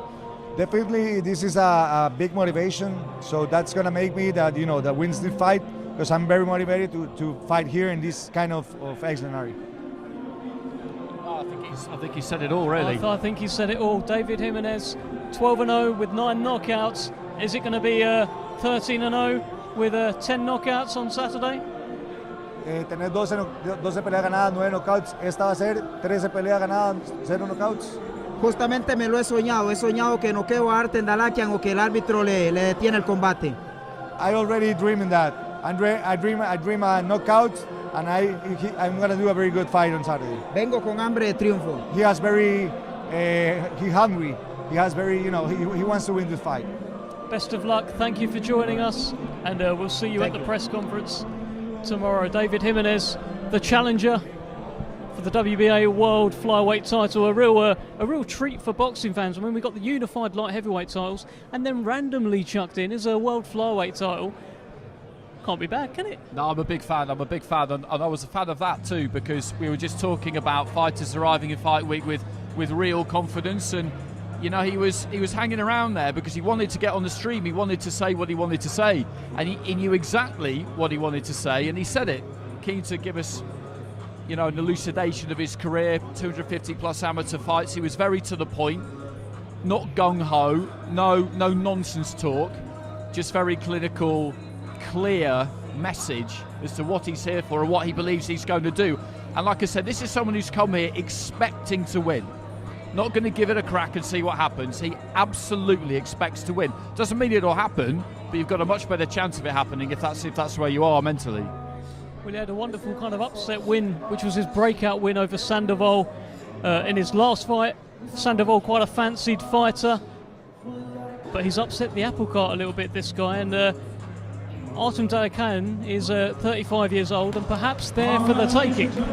Yeah, they'll feel he's ready to go because, like you say, he's knocking on in age. He's been inactive recently, which The weird thing, one of the weird things about boxing is that fighters generally tend to get less active the older they get, when really, within reason, you need to keep them as active as you can, as their body will allow, because particularly at this weight, because getting the weight off becomes more difficult, you know, your metabolism slows down, all those kinds of things. But he looks in tremendous shape. There's a lot of goodwill towards Ukrainian athletes across all sports at the minute, and understandably so, rightly so. So within the arena on the night, people will be looking for a horse in the race, and probably at home watching on BT, and it'll be him. And that's no disrespect to Jimenez, that's just how that is, isn't it? You know, people see the flag and they want to get behind these Ukrainian fighters because he's displaced at the minute. He can't box at home, and that's how come he's ended up here. But yeah, I'm a massive fan of an unexpected fight just appearing on a card like this one. He will be fighting for the vacant WBC International. Let's have a chat with Artur Beterbiev. I guess you're going to help translate. Artur. Undefeated with 9 wins, 7 of his 9 wins. Artur, you must just be glad to be back in the ring, to be fighting again. It's been a while. He must be glad to be back in the ring, to be fighting again. Didn't box at all last year. Must be happy to be fighting again on Saturday. How excited is he to be boxing on Saturday? Насколько ты счастлив боксировать в субботу? Я очень рад и очень сильно благодарен. Я очень рад, что я нахожусь здесь. Я готовился к этому бою очень хорошо. И думаю, в Великобритании, в Англии всем понравится мой бокс. He is very happy to be here. He prepared very good for the fight, and he thinks that everybody here in England will like his boxing. And how is the fight going to go? Как бой пройдет? Ну, я планирую все 12 раундов, а там будем смотреть, как получится. Получится мне нокаутировать, я нокаутирую. Я свой шанс не упущу. He's expecting all 12 rounds, but of course he will try to make a knockout, and of course if he will have a chance, of course he will do it. Perfect. Well, wonderful speaking to you. Thank you for your translation, and we wish you the best of luck. We will see you tomorrow. Artur Beterbiev, the reigning WBA World Flyweight Champion. We have a boxer in the ring right now who's boxing for his first title on Saturday night. Karol Italma, Olympic youth gold medalist. That's who you're looking at right now, the older brother of Moses Italma, who makes his debut on Saturday. And just a reminder, you are watching the live public workout here in London. It is fight week. It is Anthony Yarde challenging Artur Beterbiev for the unified world lightweight titles on Saturday night, live on BT Sport. And you're looking at Karol Italma. Now, I'm going to bring in Andy Clark here. Andy, you've followed Karol's career so far. He's 9-0. This is fight number 10, first title fight. How have you found his progress so far? I think he's done pretty well so far. He's one of these fighters we mentioned earlier on who did really, really well as a youth, as you said, youth Olympic gold medalist, and chose to take the job sooner rather than later. So there's no rush. There's no rush. It's important, I think, that you take it softly, because when you've got so little experience, as we were talking about earlier, of fighting full-grown men, if you rush it, then things can go a little bit wrong. We saw what happened with Willie Hutchison, for example. He was a world youth champion back in 2016, and I'm not saying that it's easy to be wise after the event, but it would appear that that was a bit too much too soon. When he picked up his defeat against Lennox Clark, wasn't it? Yeah. For the British title. And you live and you learn with these kinds of things. You know, you don't want to be victim to outcome bias all the time. Just because you make a decision and it doesn't work out, it doesn't necessarily mean it was the wrong one. But those are the kinds of things you need to be really careful with when you've got young fighters. So I think the progression has been taken at a decent pace, because light heavy as well, you know, it's a tough division in Britain at the minute, and you don't necessarily, there's no there's no need to be trying to race up to there. The time is on his side. Yeah, it feels like when you're in the lighter weights and you haven't had any senior bouts as an amateur, it's kind of okay going against these journeymen. They might not hurt you too much. In the heavier weights, it can just take one punch. In the light heavyweight division in particular, as we know from Artur Beterbiev, they can punch very hard. Yeah, that's a good point, because there's a lot of very capable guys up at around 12 stone, 12 and a half stone, and if you're not quite on your game, they could cause you real problems. I remember a fight I did at York Hall, must be 8-9 years ago now, probably 8 years ago, something like that. Anyway, it was Charlie Duffield early in his career, and he got in with a guy called Vladimir Idranyi, who didn't look like much. He had more of an MMA background, I think. He didn't even arrive with a protector, so there was a big delay, but he knew what he was doing, and it was a painful night that for Charlie. I think he lasted into the 5th and got stopped. So you've really got to make sure you do your homework with your opponents, which sounds like a very obvious thing to say, but every now and again, if things are a little bit rushed, you can just take your eye off the ball. It's not something that Frank's really got a history of doing, in fairness. No, exactly. But these things can happen, so you've got to be careful and just bring people along at the right rate. So I'm looking forward to watching him on the weekend. He's got loads of ability. He's in this strange situation though now, where Moses has turned pro, and all of a sudden he's got his younger brother just stealing all the thunder. But I mean, I don't really know him as a character. Is that something that would get on his nerves? Absolutely not. Absolutely not. He's the coolest man in the room, unless I'm in the room. But he's the coolest man in the room. A very calm and collected character. He's wise beyond his years. Old head on young shoulders. All of those sort of adages. And he's a cool guy. As we see Francis Warren knocking about as well, who's the manager of both guys. But here's a bit of trivia for you, Andy. So he's 9-0, right? He's boxing this guy on Saturday night for his first title. The guy's called Ezequiel Moderna, Argentinian. To turn 10-0, he'll need to beat him. I can see your brain. What's coming here? Well, Artur Beterbiev in his 10th fight for Ezequiel Moderna. Okay. How about it? No, Same good, guy. Yeah. This is great for research purposes, doing this stream. Yeah, there you go. It's absolutely ideal. He chat to me all day, but it's Beterbiev, of course, stopped him within 4 rounds, just beat him down, and I don't think he wanted to be in there. I was watching the fight this morning. He didn't want to be in there at the end of it, and it will be interesting to see how Carroll does against this version of Moderna 8 years later, 8 years on from that, and see how he gets on. I wonder if he knows that. You never quite sure with fighters, are you? Some of them really kind of pore over their opponents' records and watch tape and all that kind of thing, to the point where their trainers almost have to stop them, because you start to get mixed messages if they get one thing in their head about how they want to do it, and the trainer obviously needs to be in charge, and others just don't really watch boxing at all. Some of them, I don't know what camp he's in, but I'd imagine this must be a fairly boxing obsessed family, because the pair of them, to won what they've won, they must have started pretty young. They both stuck with their old amateur coaches, yes. Pros, haven't they? I find that quite interesting. Yeah, Dan Woolwich up in Chatham, St Mary, ABC, and yeah, as you said, they've both stuck with him, and it's quite nice to see. And I'll tell you what, in terms of all the chat about Moses Italma going all the way, becoming the youngest ever world heavyweight champion, that's quite a position for that man to be in, that we're looking at in the ring there, in terms of Dan Woolwich. As a professional coach, to be kind of in charge and responsible of that, quite a responsibility. Yeah, it is. I mean, I'm all for hearing young fighters say things like that, but what I like about Team Italma, if you like, is that he said it, and he is perfectly entitled to say it, but I haven't heard anyone else say it, because it would ring alarm bells with me if a trainer or a manager or a promoter was saying that, because you just think to yourself, you're getting overexcited here. And I think the wise old heads around him probably wouldn't roll their eyes. You know, you love the confidence, but they probably chuckle to themselves and just think, okay, well, I mean, you know, that's a decent ambition, but we will decide how quickly we move, because we know how to do this. And he'll be impatient, Moses. We'll see him later. He'll be impatient.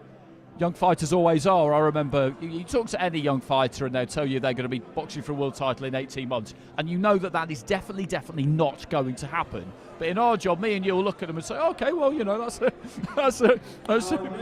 like the ambition. Carroll, let's Let's have a chat. This is for you. Carol, how are you? Good.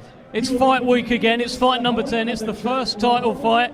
How are you feeling? Are there any nerves heading into this one? I feel like it's like another fight, another step in the right direction. So I'm excited to be here and soak this part all up. Well, let's have a look at your brother about to go in as well. You're about to watch his first public workout. What must be going through his head? Has he asked you for any advice? No, he ain't asking for nothing. But I feel like he's soaking it all up. He's taking his own stride, and he's on his own path. On yourself, Carol, are you aware that the guy that you're boxing on Saturday night is the same guy that Artur Beterbiev boxed in his 10th fight? Yeah, I got told that by my coach Dan earlier, a few weeks ago. I didn't think too much of it in the sense of like looking at videos and stuff like that. I just said, okay, cool, exciting, let's go. He's taken some good guys the distance as well. Jose, who's Katagai as well. Are you looking to put on a bit of a statement performance? What I'm looking to do is get the win by all means. Carry out the game plan that me and my team got, and if that means getting a stoppage, that means getting a stoppage. And how are you feeling about, because you've got something else on your mind this time as well. Your brother is boxing on the same show as you. He's going to be surely something that you're thinking about. Have you been able to kind of keep that out of your head and just focus on yourself, or is it something that you know you're going to be thinking about on the night? Yeah, we spoke about this together. I told him that, like, even though we are in this journey together, like, we've got to, focus on ourselves in a sense. Because as soon as the bell rings, we're on our own. So it's important to make sure we go and carry the correct procedure. When you look at your division, obviously it's been really strong domestically for a while, and we see Anthony Yarde at the weekend, Joshua Buatsi, Craig Richards. There's plenty of other fighters up there who are doing good things. How do you want to do it? Do you want to do it the traditional way, look for an English title, a British title, climb up the ladder that way? It's a funny question, because even though I'd like to say do it the traditional way, we can't plan for anything because, things change. And, I could have it, if I'm stuck on going up the traditional way and then another opportunity comes up, then, who am I to say no or miss out on the opportunity? So I'm taking one step at a time. But is that British title, for example, one that you would really like to win? Because most fighters, they do want to get that on their mantelpiece if they can. Yeah, of course, it would be great to get a title like that. But like I said, one step at a time, and let's see what the future holds. Well, you're looking at Moses, and he's obviously got this great ambition to become the youngest ever world heavyweight champion and beat Mike Tyson's record and do it before or do it by May 2025. Does he talk to you about that ambition as well? Do you share your own ambitions? Do you guys talk about this sort of stuff? It's funny that, because even though everyone kind of knows about it now and stuff, at home we're very, very closed in a sense. We speak about things, but we don't overthink them. Like I said before, there's no point of putting too much additional pressure on your plate. One step at a time, small marginal steps lead to the bigger picture. And is that something that you've had to remind him? Because you are the older brother, you are a bit more seasoned in the game now. I think there's a 4-year age gap between you as well. Do you have to kind of, manage that? Yeah, like, at first it was the reminding, but now it's just more like kind of guidance in a sense. And tell us about Dan Woolidge. You're both sticking with Dan Woolidge, who's your amateur coach, going through to coach you as a professional. Tell us about that, because Andy was saying that's not something you see all the time. Yes, I believe boxing, there's a lot of components that are outside of the ring. It's mostly being trust, and if you can trust someone like that, like Dan, that's brought us through from the amateur scene and here, it's important. Your brother can hit quite hard, can't he? I mean, when was the last time he gave you a clump like that? I assume he doesn't anymore, right? No.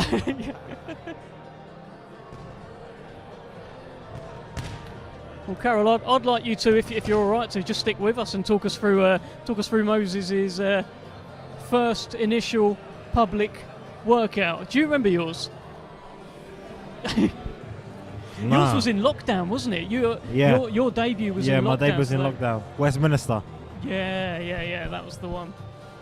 So when you were starting out, Carol, I'm imagining, given the age gap, that you took up boxing first and he followed you to the gym doing what his older brother did? Yeah, so when I won my first national title, he was there, he saw it, and I believe a few weeks after he was in the gym. I do think it's actually an advantage for athletes to have an older brother, because you've got somebody who's ahead of you, somebody who's done things before you, somebody who can give you advice. But at what point did he get too big for you in terms of? I feel like that question is can apply to all aspects of life. When you got someone there and that's kind of a few steps ahead, you're always going to bump into roadworks, you're always going to bump into barriers, you're always going to run into mistakes. And if I can make the mistakes for him, it'll only mean that he won't have to make it himself. So I'm glad I'm sharing a journey with him. It's going to be a beautiful journey, and it starts really on Saturday night with the both of you. Carol Atama, your first title fight. Moses Atama, his debut. I mean, you boys are getting quite big. I'm seeing a lot of press for both of you. Are you getting recognised more around Chatham? Nah, probably, I don't think so. You don't go out there, do you? No, I don't really go out, that's the thing. Tell me just about the main event, Anthony Yarde and Artur Beterbiev. I've got your kind of read and your prediction on it before, but I'd like to get your insight, because you have spent rounds with Anthony Yarde, you have sparred him. Does he have a route to victory in this fight on Saturday? Yeah, I definitely believe he does. He's sharp. Like, defensively, he's really good, and obviously his countering skills from that defense are cold. So we are in a weight class where one punch can change you all, and he might just have that shot. Just watching your brother here, you know, the stories are out there about him as a 15-year-old going to spar Joe Joyce, as a youngster going to spar Lawrence Okoli, more than holding his own. We've heard the fighters themselves talk about it. When he gets back home, when he talks to you, what's he saying? He's like, oh, you never guess what I just did, like that kind of thing. Like, how does it happen? Most of the times I was there. Right, okay. So you've seen this? Yeah, I was the ones recording the stuff as well. For example, for Joe Joyce. So he ain't got to tell me nothing. I'm there, I can see it. And what's going through your head? I wouldn't say surprised, because, you know, like I know what he's capable of doing. So it's just for the rest of the world to wait and find out now. Just a reminder to viewers watching across the Queensberry social media channels, we are here live at the public workout ahead of an absolute cracker of a show this Saturday night, live on BT Sport from 7 o'clock. Anthony Yarde challenges Artur Beterbiev for the unified World Light Heavyweight Championships, and it's an absolute cracker. You are looking right now at Moses Atama, an 18-year-old heavyweight. He is on record saying he wants to break the record of Mike Tyson and become the youngest ever world heavyweight champion. He needs to do it by May 2025. Step one of that journey begins on Saturday night, and this is a man who has turned over with so much fanfare, so much promise, considering he's not an Olympian. He didn't have any senior amateur bouts, Andy. I mean, it's quite extraordinary. You don't often see a youth amateur turn over with so much fanfare. No, you really don't. And, you know, I would have been fascinated to see what might have happened if he'd stayed on that GB squad, because I was at the World Championships last year and Delicious Ori is in that number one spot at super heavy, and I think they intended to keep him there, which might have been a contributing factor to him turning over young. But my God, the pressure he would have put on him for that number one slot would have been amazing. And Carol, one thing, I follow the amateurs very closely, so I watched his fights in the European youths and the world youths, and all the stoppages he got. And in the amateurs, as you know yourself, if you land a really nice clean shot and somebody just wobbles a little bit, the referee will stop it straight away. That's how they do it. But his stoppages, you could see him just methodically just beat the will out of people to the point where they just didn't even want to throw anything, because they knew if they did, they would get hit and get hurt. And those stoppages in the amateurs, they're the ones that always really impress me, because not many people can do that.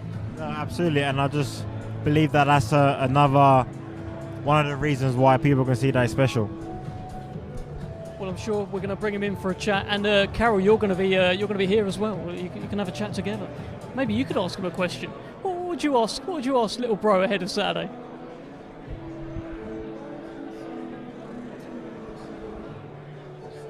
Nothing comes to mind, actually. Nothing comes to mind. Well, I'm sure you'll have plenty of advice to give him. It's a big night for him, making his professional debut, and it's on a big card as well. Queensberry's first show of 2023, OVO Arena, Wembley, live Saturday night on BT Sport. Anthony Yarde challenging the unified world light heavyweight champion Artur Beterbiev for those 3 belts, the WBC, IBF and the WBO. You have your eyes right now on Moses Italma, 18-year-old heavyweight making his professional debut on Saturday night. The younger brother, of course, of Carol Italma, who challenges for his first title. Actually, I've just got a quick one for you. You're both southpaws. Are you both left-handed?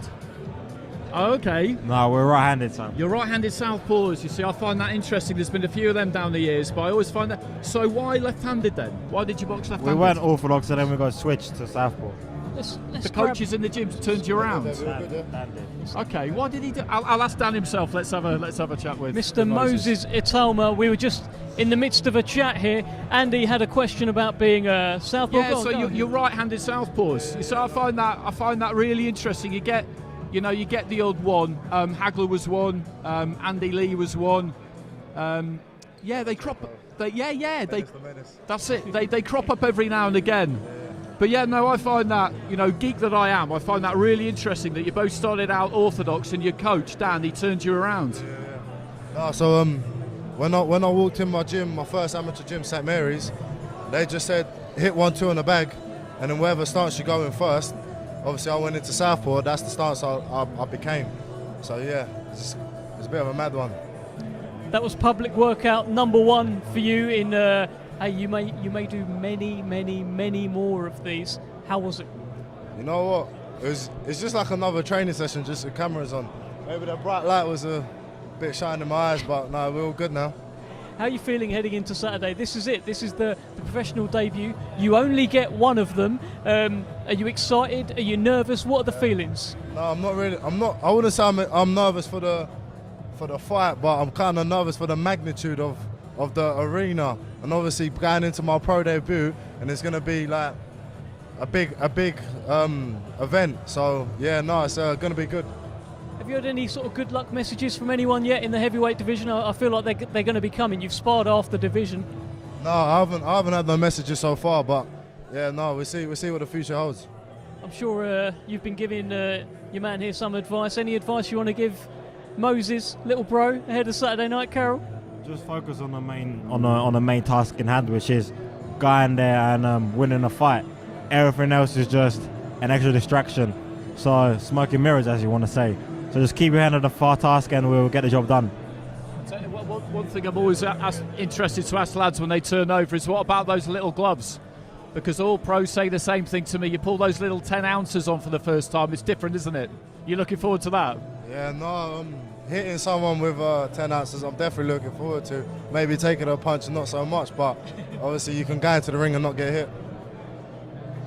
Well, that's always the plan. That's always the plan. Always the plan. You did a good job of that at the amateurs, and I was just saying to your brother that all those stoppages you got at the Europeans and the Worlds last year, what I really liked about them was that, if you wobble someone in the amateurs, the referee will jump in and stop it, even if it was that hard or not really. But your stoppages were just, they were quick because they were in the first round, but they were in a way these kind of like slow, methodical beatings where you didn't really waste anything.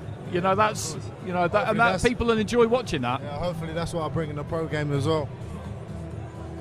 What can we expect then on Saturday night? Are you after the knockout? Are you after the perfect start to your pro career? Have you thought about it, by the way? Have you? No, I've not really thought about it. You never go into a fight thinking you want to get a knockout, because then obviously that's when you get caught off guard. But yeah, if the knockout comes, the knockout comes. But yeah, definitely brains. There are other things which are different as well. You've got important decisions to make, like shorts, ring walk music, stuff like that. Hopefully I don't trip over on the way to the ring. Have you chosen your reward music, by the way? Yeah, Martin Luther Van Doss, never too much. Okay. Martin, Oh, I mean, you sort of ruined the Luther surprise, Van Doss, but when I'll tell you what, Too when, much. Yeah, when that drops though, that's I think it's going to be hectic. Oh, mate, have you got yours sorted for Saturday? Do you know what your? Yeah, I'll keep in my surprise. Okay, all right, keeping his cards close to his chest. Well, look, brilliant. Speaking to both of you, I'm very excited about your pro debut. Thank you very much. I'm very excited about fight number 10 for you. Go well, both of you. Thank you so much. Very much, appreciate it. The Italma brothers, maybe the future of British boxing, eh? Maybe. I mean, the sort of fanfare that Moses has had turning pro, Carol Italma, Olympic youth gold medalist. These guys may well be the future of British boxing. Yeah, you absolutely. You know, dream big when you're at the start of your career, and it's always exciting for us to see fighters when they take that first step on the road. He's very composed. He's very relaxed. He is a big unit, and what I like about him as well is that he's got big, strong legs on him, you know, and he's got a big, strong backside on him, and you know, without wanting this to turn into sounding like I'm kind of at some kind of, I don't know, rodeo where you're trying to analyse the mechanics of a bull. Sure. It's that's good because you need that. It's that solid base. A lot of power comes through the legs, obviously, as we know, and that rotation through the core. So I love to see a heavyweight with that kind of build because he is solid from top to bottom. And sometimes they've got massive top halves and then they've got quite skinny legs. And slim waists, and you just wonder, you get anomalies. We've already mentioned Wilder. But I remember when Jalolov turned pro back at the Jalolov, who I saw in the amateurs a lot as well. Early on, I remember standing next to him to take a COVID test at the World Championships in Belgrade, and he was a pro at this point. And I just had a good look at him. He didn't catch me doing it. Could have been weird. And he had skinny legs at that point and a trim waist. And his waist won't have changed particularly, but now his legs are different. He's got these big solid thighs on him. Yeah. And it makes, you know, it matters. These things matter. The dimensions for a heavyweight, they definitely matter. And he's what you would want. And the fact that I'm fascinated by the fact that they're both right-handed, you know, because how you choose That's to really got you. Yeah, how you choose to use that lead hand is interesting. Do you snap the jab real heavy? Do you climb into a big lead hook, or do you counter punch with it like Andy Lee used to? Just draw something, little step away to the right hand side, and then shovel in that uppercut come screw shot. And he can, from what I've seen of him so far, he's got most punches in his arsenal. It's quite something at 18 years old. Yeah. Because it looks like he can do a bit of everything. It looks like he can, from the amateur footage that I've seen, he's dancing around, he's confusing them, and he's also battering them. He's got those bludgeoning hands. That's it. And everybody was after him, you know. You would know this, but I know there were people who hot-footed it over to Spain for those World Youth Championships in Alicante to try and try and see if they could not exactly steal him away from under Frank's nose, but I know that relationship was already there, obviously, because of his brother. But Frank's done it again. You know, he got Joyce, he's got Dubois, he's got the next guy that everybody wanted, really. Mm-hmm. The only one he's really missed out on in recent times is Joshua, and he's got Fury, of course. So that heavyweight cupboard at all levels is very well stocked. Exactly, it looks very good. You've got perhaps the next heavyweight king who gets there, and then you've got the current heavyweight king, of course, in Tyson Fury. I'm just looking at Moses at the corner of my eye, and I tell you, there's a like a denseness to him. He's so thick for 18 years old as well, and like the size of his. I mean, it sounds bad, like the size of his head. He just looks like he could absorb a shot. Yeah. You look at Joyce. And that's what's impressive. Joyce is always in amazing shape, but he'll come in at not far off 20 stone. But there's nothing spare on him. There's no excess on him. I mean, body composition and all that kind of thing, it does vary from individual to individual. Some people just look, like you say, dense is the right word, and they look solid, and they look that they've got what you need to soak something up. That'll be the really interesting thing to see, is what happens when someone hits him hard for the first time with a 10-ounce glove. It might not happen for a bit, because he is good, you know, he's got good head movement, he's got good feet. It might not happen for a bit, but that's a test that he won't ever really have had, because you could spar. You could do all the sparring he's done, which is, you know, tremendous. Big gloves, head guards. The step into the unknown is what happens when you get hit on the whiskers by someone who can whack a bit with a 10-ounce glove. They'll be confident that it will be fine, but it's a moment, because you don't really know until it actually happens. Well, will we see a moment on Saturday night? Anthony Yarde challenges Artur Beterbiev for the unified world light heavyweight titles. Moses Itoma, who you've just seen in the ring, is on the undercard. It's a fantastic show. We're just waiting for Beterbiev and Yarde to enter the ring here. We're gonna just take a little break. We'll see you in a second. Throughout boxing, devastating punches have always attracted the big crowds, the big money, the big noise. But in boxing today, there is one champion whose knockout record does all the talking. Artur Beterbiev, a Siberian monster with 18 wins, all coming as a result of devastating knockout. He stands indomitable in the division as its unified champion, instilling fear in everyone that would dare stand in his way.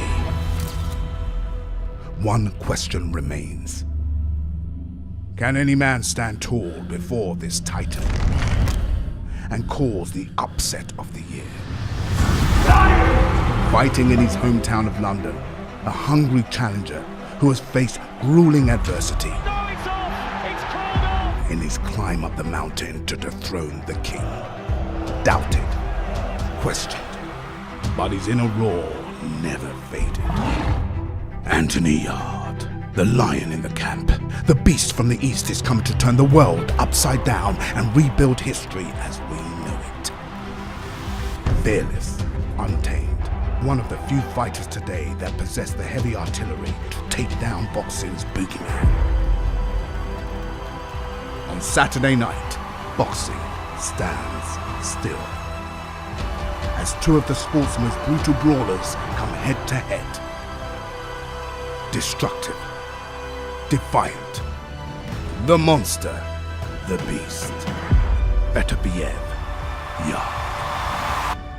Only one will reign supreme.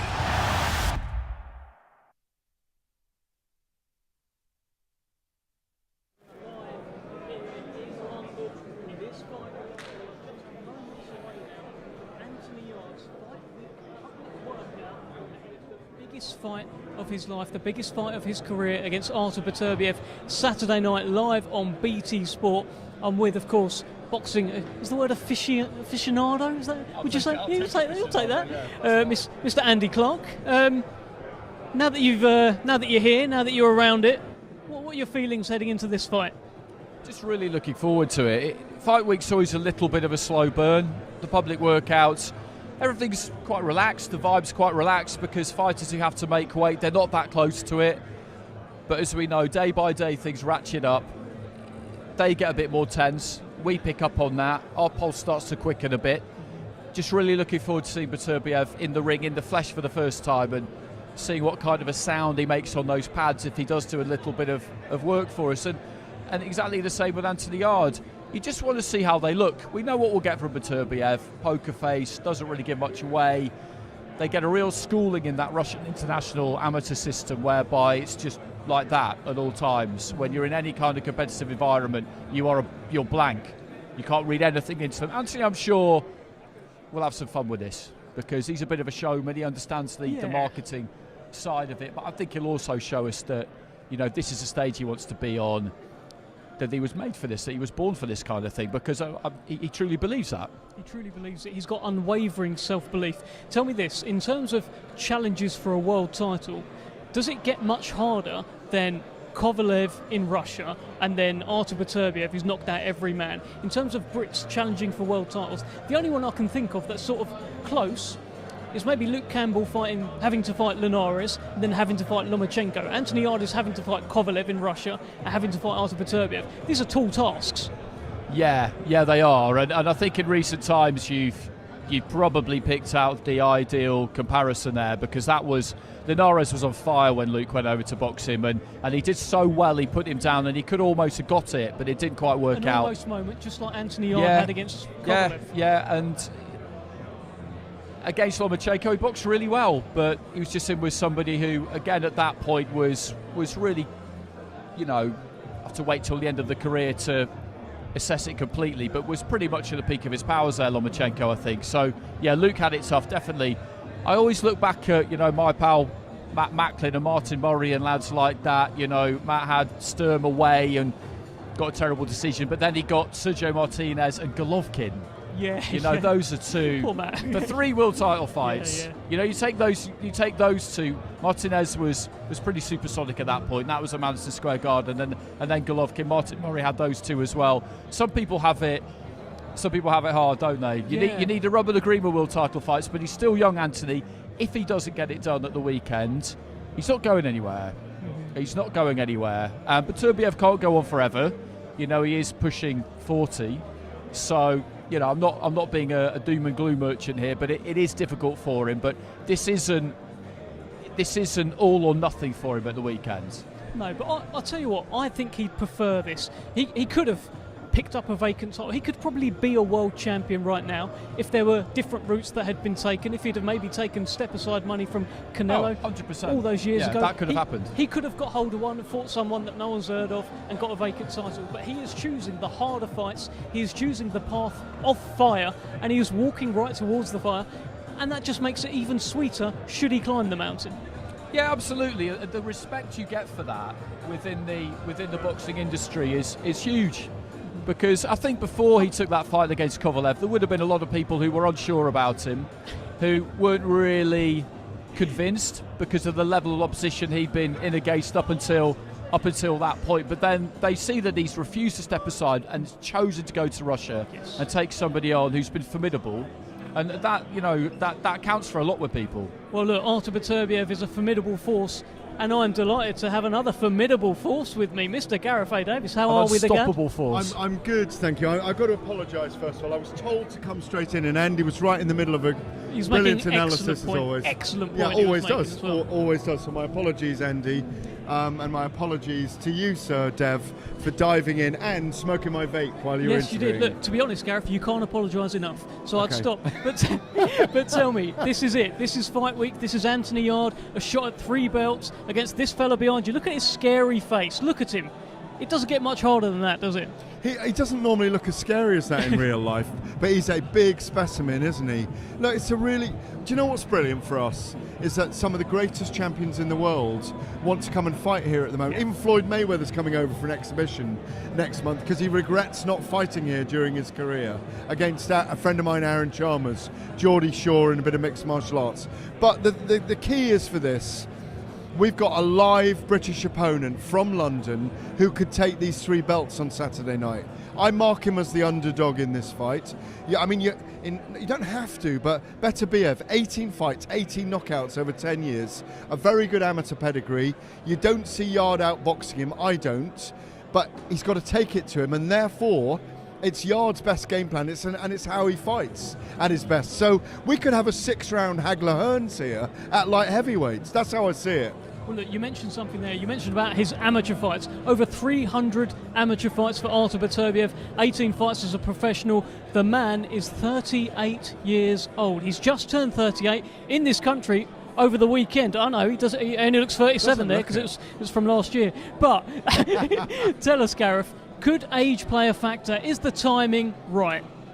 Well, he obviously makes the weight very easily, in my view. He's naturally a 175-pounder. Obviously, he was a heavyweight as an amateur, wasn't he? Those 2 famous losses to Alexander Usyk at the World Amateur Championships and the Olympic Games in London in 2012. Andy would correct me if I'm wrong there. No, that's right. Yeah. That's right. He did beat him as well, though. Beterbiev does have a win over him. Yeah, he has a win over him as well. So he's a very formidable fighter. If you've got a win over that caliber of fighter in the amateurs, I know it's a short fight, but it just shows the basics, the fundamentals that he has so well trained inside him. And he's so patient in the ring. And it almost seems like if you wake him up, there's this wounded tiger there against you. And that's maybe a danger for Anthony Yarde in this fight. Not to be reckless early, but just to draw Beterbiev slowly into a fight by the 3rd or 4th round and then try and finish him. He's been down. Age could play a factor here. Maybe did that happen with Chris Eubank the other night? Was being weight drained against Conor Benn 5 months ago, for that build-up? Did that affect him? We don't know what's going on with... What's that thing behind you? That screen's about to attack you. That's Anthony Yarde putting his front foot forward. if moving screens. Moving screens. Well, there we go. Well, look. Let's hope it's sliding doors, not moving screens, on Saturday night for Anthony Yarde. That's quite nice, because it would be a massively celebrated victory, and it's the right time for him. And also, he's been through a loss on points and come back against the opponent. He's been to Tractor City in a very tough assignment, where I'm told there wasn't even warm water for him to have a warm shower all week. I've heard there was no Wi-Fi. Imagine that. There was no. Oh my God, that is terrible. I thought you were going to say no tequila, but that would be really awful. But look, you can't write Anthony off, and he's got such an amazing story that I'm just really excited about this, and we are able to draw Frank. And Bob and all these guys are able to bring the great champions here is amazing. That's when you know, at this press conference, if you've got Frank sat there, if you've got Bob sat there, you've got 3 world title fights, you've got an unbeaten world champion, you know you've got something very big, very special taking place in this country on Saturday night. Absolutely. I think we'll see Canelo here this year. We're hearing it's possible that Tyson Fury and Alexander Usyk could be at Wembley Stadium. I hope so in late April. Would that be great? Oh, it's the best place for it. Even though they're not going to make as much money, Andy. Absolutely. It's the venue. I spoke to Bob Arum last week. He's coming here tomorrow. I came last night. Days were when we were all travelling to America with our champions because they had to prove themselves over there. How amazing is it, because of the British fans, these stadium fights that are resonating around the world through Anthony Joshua and Tyson Fury. The world now looks at us, and Artur Beterbiev was there at Spurs with 60,000 people in December. Must think, it's absolutely amazing, the support for boxers in this country. And maybe if Beterbiev does win, he and Bivol, Dimitri Bivol, could fight here this year and sell out the O2 Arena. They need a home for that, wouldn't they? Exactly. No, exactly. They just need a home for it. Yeah. I do think this is the place. And you mentioned Canelo. If Anthony Tristan was saying earlier on, if Anthony Yarde manages to win on the weekend, why wouldn't Canelo want to come here and fight him? I know light heavy hasn't gone brilliantly for Canelo in the past, but against Bivol, he got the win against Kovalev. It's another option for him. John Ryder's kind of up there at the minute, but I agree. Do you think Anthony Yarde against Canelo could? That's a great matchup. No, that is a fantastic matchup. If he won, that could happen. The world is literally his oyster. He will become an instant pay-per-view star, and he will become a huge attraction that will get the eyes, the attention of a Canelo Alvarez. This, of course, on ESPN Plus in America. I'm sure Canelo will be watching. But tell me this, look, we were talking about the light heavyweights. Who have you got as number 1? Is it Beterbiev? Is it Bivol? I lean towards Bivol. Ooh, I think you Bivol. don't, do you? I think Bivol could outbox Beterbiev. I don't know who'd win, and I really want to see it. I go Beterbiev because of the manner in which he's done his business very, very consistently, and the fact that he's got 3 belts. But if you look at their resumes, actually, in terms of best wins, Bivol's last year against Canelo. But you could argue that although Canelo is Canelo, he's a super middleweight, not a light heavyweight, and Bivol kind of proved that. Whereas Beterbiev's best win is against Gvozdyk, which was an epic fight. There's very, very little in it, to be honest, isn't there? Yeah. I lean towards Beterbiev, obviously, but I think that Gvozdyk win is particularly important. Gvozdyk is the guy that went to Canada, knocked out Adonis Stevenson, took his belt. There was one point, there was a 3-headed monster. It was Bivol, it was Beterbiev, and Gvozdyk. And the only reason there's 2 now is because Beterbiev knocked the other one out and retired him. So I put a lot of stock into what Beterbiev did. You're right to. Olympic bronze medalist, part of that supersonic Ukrainian team. I have heard that he's thinking about coming back, Gvozdyk. Yes. I'd probably rather not see it, but I wonder what weight he'll come back. I wonder if it will be at light heavy or if he'll go even higher. Hard to say. I mean, when he called it a day, when he hung them up, I was really pleased. I thought that's a good decision. Yeah, I'm just going with the maxim that a great boxer beats a great puncher. But maybe Beterbiev. Let's go. Is it Beterbiev or Beterbiev? I keep being told by Top Rank it's Beterbiev. It is. If you're American. See, I've called him both, and he's yet to chin me. So I think either works. It is. I mean, that's how it would. Doing the international amateur stuff, you get told that for Eastern European fighters, Russian fighters, the stress goes on the penultimate syllable, so it would be Beterbiev. But as English speakers, we look at that and say Beterbiev. So what we're calling him on Talk Sport Live on Saturday night? You're calling him Beterbiev and I'm calling him Beterbiev probably. We'll probably switch. I'm happy with Beterbiev because I think that horse has bolted in the UK press, hasn't it? So anyway, so long as we all say the same, it doesn't really matter. I think both of you had better behave. But tell me this. That was, that was a good joke there, wasn't it? That was a good joke. Tell me, Moses Itolma makes his professional debut, says he's going to be the youngest ever world heavyweight champion, beat Mike Tyson's record. How excited are you about being at the start of this journey? Oh, always. You know, I was at the start of the journeys of so many fighters now. I'm aging myself here. You know, from Nazim Hamid onwards, really. You know, through Ricky Hatton, through Joe Calzaghe, Carl Froch, Amir Khan, Cal Brook, Tyson Fury, Anthony Joshua. When you start the journey with all those guys, you hope to develop a special relationship with them.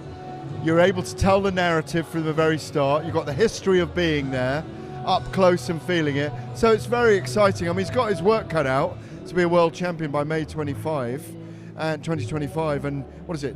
20 days, 4 months, 22 days to beat Mike Tyson. I think you're bang on. It's a massive comparison as well. I mean, you don't know, you just don't know. We've seen him smash the gloves in his workout today, and he's a lovely young kid, still puppyish in lots of ways. Imagine being 18 and having that ambition right now and turning pro. It's amazing. Tremendous. And I wouldn't want to see anyone sort of dampen it. He should have that ambition. Yeah. And speaking of ambition, there is a man with huge ambition. He's had this ambition since he turned pro. Anthony Yarde. He's about to get into the ring for his public workout. This is it. This is the biggest fight of his life, the biggest fight of his career.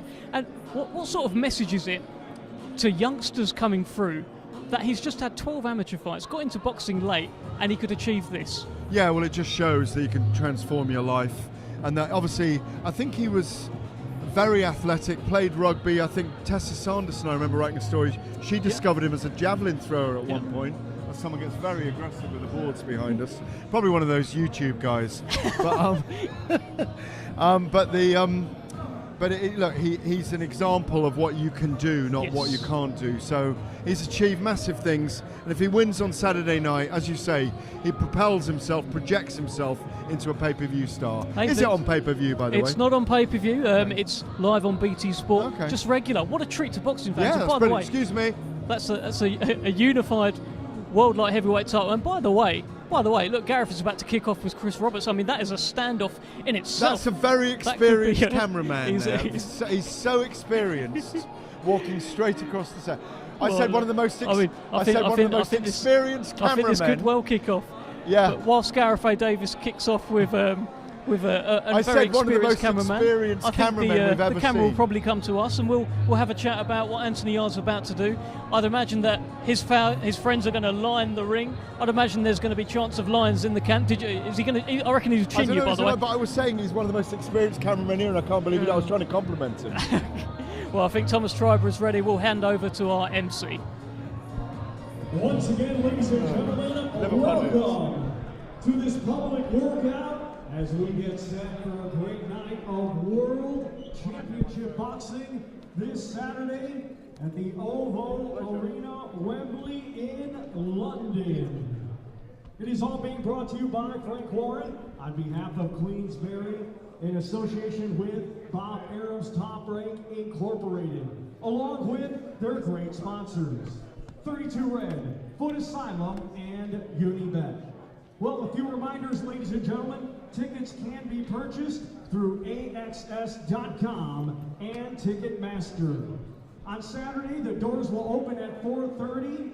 Our first fight will begin at 5 p.m. and then at 7 p.m. London time, we will be going live on BT Sport and also ESPN+.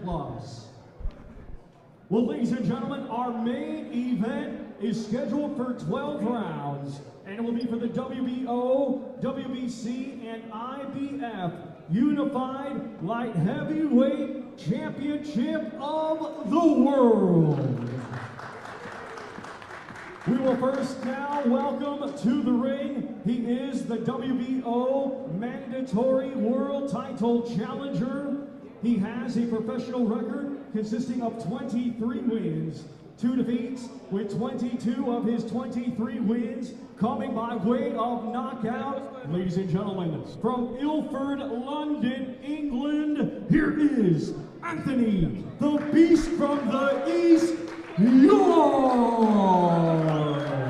Great ovation here in London, in his hometown for Anthony Yarde, mandatory challenger. Biggest fight of his career on Saturday night against Artur Beterbiev. All smiles as we see the team enter the ring. Tunde Ajayi in the corner, in one corner, with a watchful eye. James Cook, the latest lion in the camp, who came after the loss to Lyndon Arthur. They decided they needed to change things up a little bit. James Cook came in and he's added a watchful eye to the camp, and of course there's Big Addy as well. They're a tight-knit team. They win together, they lose together. And I'll tell you what, Andy, I'd like to bring you in here, because after Anthony Yarde lost to Sergey Kovalev in that first world title fight, it wasn't really him that came under huge criticism. It was Tunde Ajayi. Anthony Yarde stuck with him. If Anthony Yarde comes through on Saturday night, is that not a trainer that turns into a genius overnight? Is this not one of those occasions? I told you all along.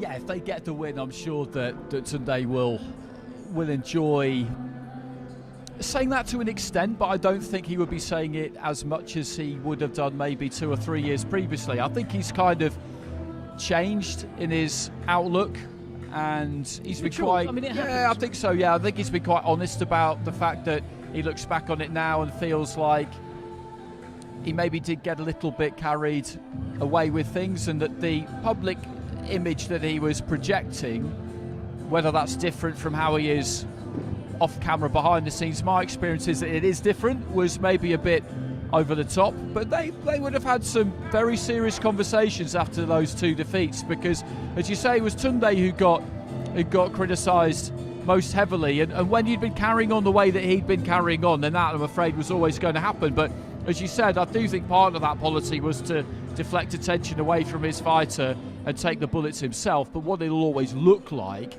is that you want the limelight and you want to be the one that people are talking about. And I think it was particularly after that Arthur defeat, there wasn't much coming from the corner that night, to be honest with you. And they were telling him he was ahead, and watching it, it seemed pretty obvious to me that it was very, very close, and that Arthur was probably had built up enough of a lead to mean that Anthony needed to push on a bit stronger or do a bit more in the second half of the fight. But that's all ancient history now, and they've stuck together, and loyalty's in short supply in boxing a lot of the time, and these decisions are very difficult because you get one career. These are all cliches, but they're cliches for a reason, because they're true. You get one career, and you've got to make sure that you make decisions for the right reasons. Loyalty can't be blind. It's got to be informed. It's got to be the right thing.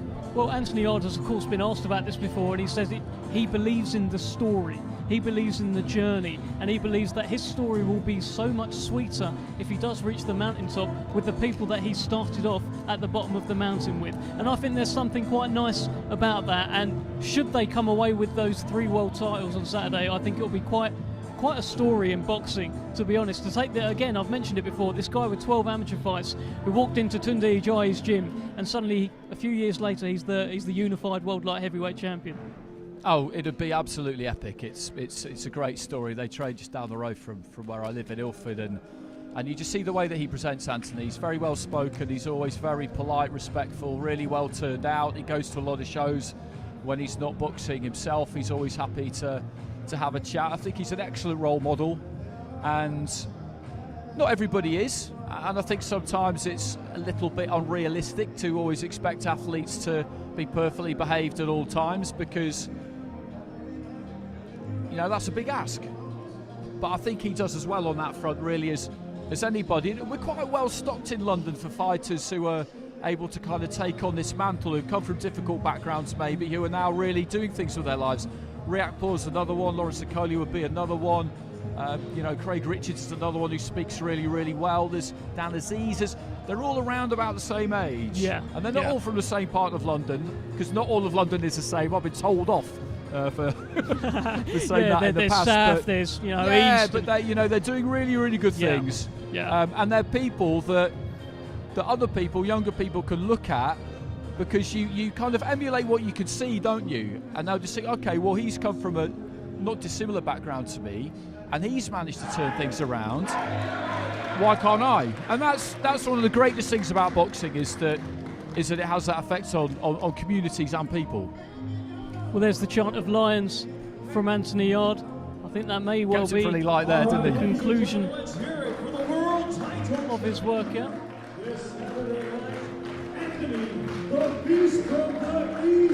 Well, that's Anthony Yarde, just concluded his public workout, and yeah, I guess that's it. That's the public workout in fight week. Hopefully we'll bring in Anthony Yarde for a chat. There was the chant of Lions at the end as well. And this is it, the biggest moment of his career, the biggest fight week of his career. And what did you make of the workout? It felt like he was just quite cool and relaxed in there to me. Yeah, he didn't want to do too much, did he? And often that's the way. He probably trained properly this morning. They'll have done what they wanted to do. They won't be doing too much this week anyway. This week's really about just making sure you don't make any late mistakes in terms of the weight. You get that job done the way that you need to get it done, and here is Mr. Anthony Yarde. Here he is. We were just saying, Anthony, it's always interesting to see what you lads decide to do or not do at an open workout. So I'd imagine you probably, if you trained today, you would have trained this morning, and you just come up to see us all, say hello, and take a few photos, really. Literally, this is you got to do different things. You know, you got to do check weigh-ins. You got to come here. You got to do open workouts. You got to take pictures. It's about preserving energy now. Again, everyone's done their due diligence in the gym, so now it's fight time. The energy from you heading into this fight, the energy from Tunde as well, it's like a knowing energy. You're not making some outrageous boasts about what you're going to do, what's going to happen. It's just you'll see. And that's it, win. There's going to be the naysayers, there's going to be the doubters, there's going to be the people that think it's possible. Nothing matters except for what actually happens. So again, for me, it's about staying focused. You talk about how you're a lion, okay, and lions have to eat because otherwise they'll go hungry. How hungry is this lion that I'm talking to here today? Hungry as possible. Again, lions, what they do, they sometimes go a long time. They sometimes go for a kill, they miss it. And sometimes, well, inevitably, they get their kill and they feast as a family. So I feel like it's that time. The build-up's been quite respectful between you and Artur Beterbiev. Yes. Why do you think that is? Because we're two serious cats. Two serious people. Sometimes when there's two people in there that mean business, like, you know what it is, and you know what it's going to be. So you're both going to respect each other. Is he somebody you've come across? I mean, I don't think you've sparred him at all, have you? Are you going to stick around and have a look at him, see what he does here, or you're not bothered? Not really. I'm here talking to you guys. You know what? When I was an amateur, they come down. The Russian Olympic team come down to TKO where I was training, and I can't remember it because again, I'm not going to remember each individual. But I sparred a couple of them. So my amateur coach at the time said, "You don't remember? I remember you sparred two of them, and I remember my coach was happy." And that was back then. That again, it's all these things don't really matter. Sparring. That was all them years ago. I was just started boxing them times. But what you don't understand is that's a magnificent fact I can steal for commentary. You don't understand how important these things are. And it doesn't mean that it really happened or not. Yeah, no, it actually happened. Yeah. There's pictures, there's photo evidence. I remember someone showed me a picture, I think it was like 2 years ago. And I was like, oh, look at that. I said, look, see how things come back around. But yeah. Is this a harder fight than the Kovalev fight? I feel like it's just different. And again, we'll have to find out on the night. The only way you can talk to me about this fight compared to any other fight is after the fight. I remember the workout for the Kovalev fight. It was mad. You were in a place you couldn't pronounce. There was no water, no Wi-Fi. But you were up on the stage, right? And it was like you was having to move about and that. It must be nice to be in London, your home comforts, be in a proper ring, you know, and it's your fight week. This is your stage. This is your journey that's reaching perhaps a bit of a pinnacle on Saturday night. It must feel nice. And it's just different. It's just so different. going out to Russia again, the setup's going to be different. The fight's different. You know, I was very inexperienced. You know, I was so excited to be at that stage. Now I feel like I deserve to be at the stage. There's a big difference. Before, it was, oh look, I've got this opportunity, but now I feel like I've earned to be here. So now I'm actually here now. I feel good here. So yeah, that's the difference. I was speaking to a young boxer who's on your show, Khalid Ali, earlier, and he spoke with so much passion about how much he looks up to you, how much it will mean for him, for you to win this title on Saturday, and for you to become the champion. It gives him hope, gives him inspiration, gives him motivation. How much does hearing those words mean to you? That's important. That's beautiful for me. In my opinion, you know, seeing the up-and-comers or anybody, you know, whether it's a person on the street, whether it's a supporter or a fan, or whether it's someone that's like an up-and-coming person or whatever, for them to want me to win and to look to me and to be inspired and stuff like that, it means a lot. Well, look, there's no up-and-comers in the ring right now. That is the unified world light heavyweight champion, Artur Beterbiev. Have a little look at him. I see there's a bit of eye contact there. What are you seeing when you look at Artur Beterbiev? What are you looking at? I'm looking at a human being. I've seen him before a few times. Yeah, man. Again, all this don't matter. All this is just partly theatrics. What matters is Saturday night. Just go back to the previous answer almost. Well, one thing I really like about this light heavyweight division, with a bit of a London kind of bias to it, is that you've got yourself, Buatsi, Craig Richards, Dan Aziz, and what I really like about it all is that you're all impressive lads who are all showing how you can turn your life around and really do something with yourselves through hard work and dedication. You've all chosen boxing, but that message communicates just across all boundaries, really. Yes, exactly. And the names you just mentioned, you know, when I was up and coming in boxing, these are names that we all knew each other. Craig Richards, he was my stablemate for a long time. Dan Aziz, I was in the same gyms as him, training. He used to come TKO as well and train. So many other names, you know, light heavyweights and other weight classes as well. Even Lawrence Okoli. So many names that we all come up together. Ahara Davis, we all got a certain story, come from a similar area, a similar background, and we're all doing fantastic things, so it's good to see. Let me ask you this, Anthony. We talk about fighters going in and out of camp. You've been through so much in boxing, in the ring, so much outside the ring, life experiences that maybe some other people won't ever even have. Do you feel as though your whole life has been a camp to this moment? I wouldn't say my whole life. I feel like someone made that decision to box and take it seriously. Certain things it all just come naturally. I knew I was going to get to this stage. I know I'm going to be unified champion of the world. As you said earlier, it's about that knowing. I've never been, I've been the same since the beginning of my career. I don't trash talk, I don't do all these kind of things. But I got that feeling. I've heard you say that tears of joy will be shed on Saturday night.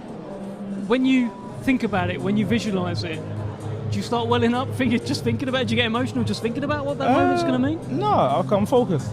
Yeah. I'm focused. So part of me being focused is knowing to do the right things. I'm going to go relax now. I think I've got to do more pictures or whatever. And then see you guys tomorrow, actually, Thursday, isn't it? We will see you tomorrow. Anthony, lovely speaking to you. Love, man. And good luck. Always. We'll see you the rest of the week anyway. Yes, exactly. Thank you, brother. We'll see you. I'll take that off your hands. Mr. Anthony Yarde, the mandatory challenger for the unified world light heavyweight titles on Saturday night. Artur Beterbiev, of course, in the ring there. What did you make of Anthony Yarde? For me, he seems so chilled. Yeah, he's impressive. I wasn't just trying to flatter him and the other fighters I mentioned there. Josh and Craig and Dan. I picked those out because they're all the same weight. He brought in Lawrence Okoli, Richard Rietpool will be another one, as we mentioned. But they are impressive young men because they've known hard times outside the ring, inside the ring. Anthony particularly during COVID. But they're very together. They're very articulate. They speak well, and that's exactly what we got from him there. And it was what It was what I expected, and I like fights where you've got two really competitive animals, but they don't feel the need to really prod each other. Yeah, yeah. They don't feel the need to do that. This sells itself. Beterbiev has never really trash talked anybody in his life. You'll see him muttering in the ring sometimes, which I find pretty terrifying. Yeah. And Anthony Yarde is, some people, he can maybe get to people a little bit sometimes with the level of confidence. But that's not what this is. That's not what this has ever Let's been. bring in, please jump in the middle, Mr. Artur Beterbiev, the unified champion. We're looking over there. Where is it, Sammy? Happy birthday. Turned 38 over the weekend. How was your birthday? Good. It's good. My work day. What did you do? I did training. I'm trained that day. How does it feel to be in London, defending your titles here in this country? How are you feeling heading into fight week? Like usually, I'm ready. I try to be my best. To do my best. I mean. Do you have good memories of London from the Olympics? It's past. Yeah. It's past. I've been here in Olympic game, but it's past. Good memories. London is good city. It's good memories. So, how much do you know about Anthony Yarde? Are you the type of fighter who watches a lot of tape of YouTube of your opponents, or do you leave that to training? Yeah, we know enough. We know enough about Yarde. We watch him and we prepare for him. And how are you adjusting to the time? There's a 5 hours time difference as well. You landed last Friday.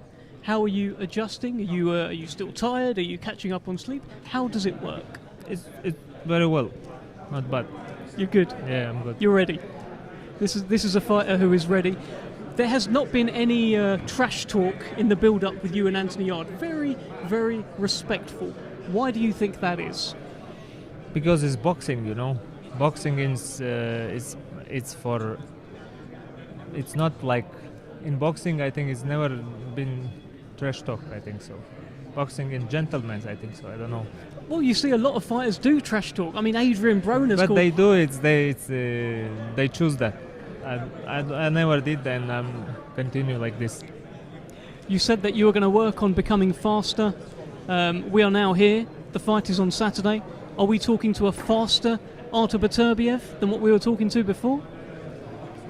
Can you repeat? Are you faster now than what you were before? We will see. We'll live and we will see.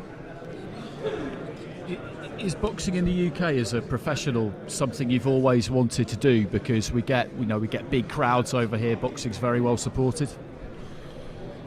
I didn't get it. Have you always wanted to box in the United Kingdom as a professional? No, because of the crowds we get. No, it's okay, no problem. In ring we are two.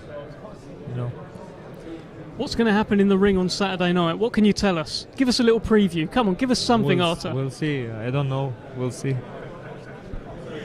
Lovely speaking to you, Artur Beterbiev. There's some more media for you to do. You keep your cards close to your chest. Yeah. Don't give anything away. Thank you. Thanks. Artur Beterbiev, unified world light heavyweight champion. Not giving much away there, Andy. No. Probably the language. Yeah, slightly, but I don't know if it's necessarily the case with him, but he's been living in Canada or in North America for a long time now.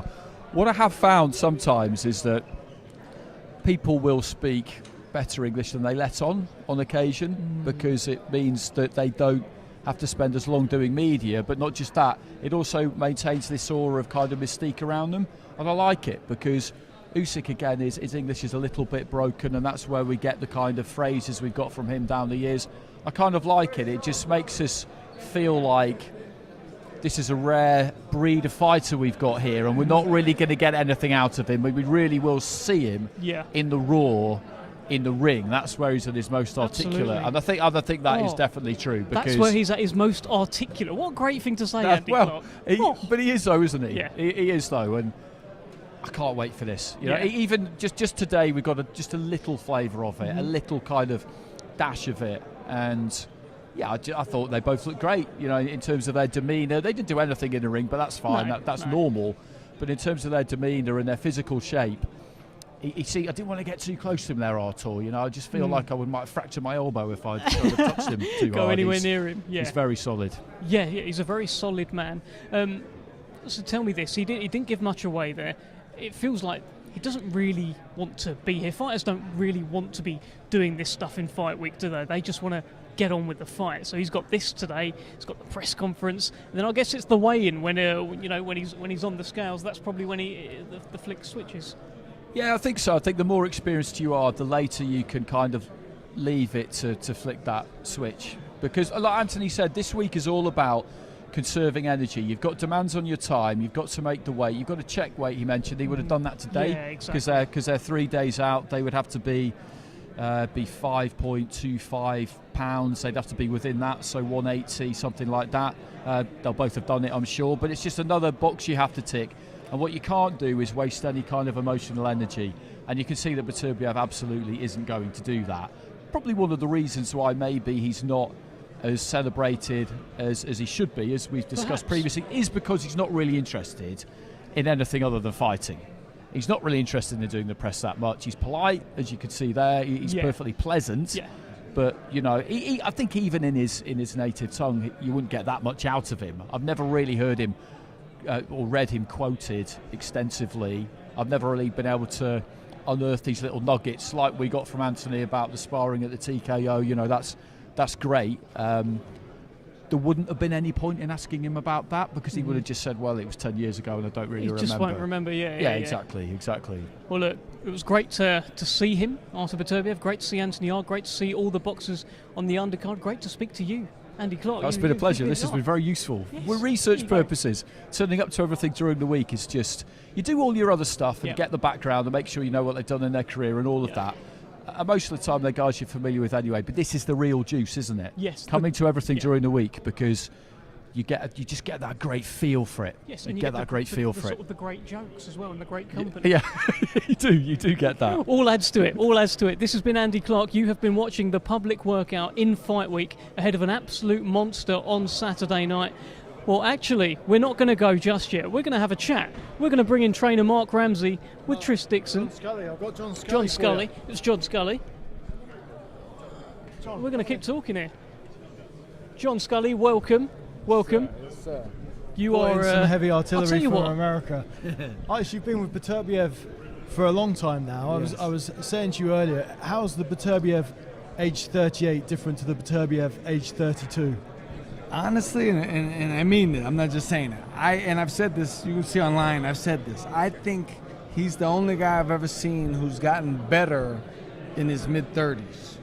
I think his fights with Marcus Brown and Joe Smith, he did things and he performed in a way better than when he was 30. I think his devotion to his religion is he doesn't drink, he doesn't smoke, he doesn't hang out, and I just think it's kept him preserved. You know, his whole mentality.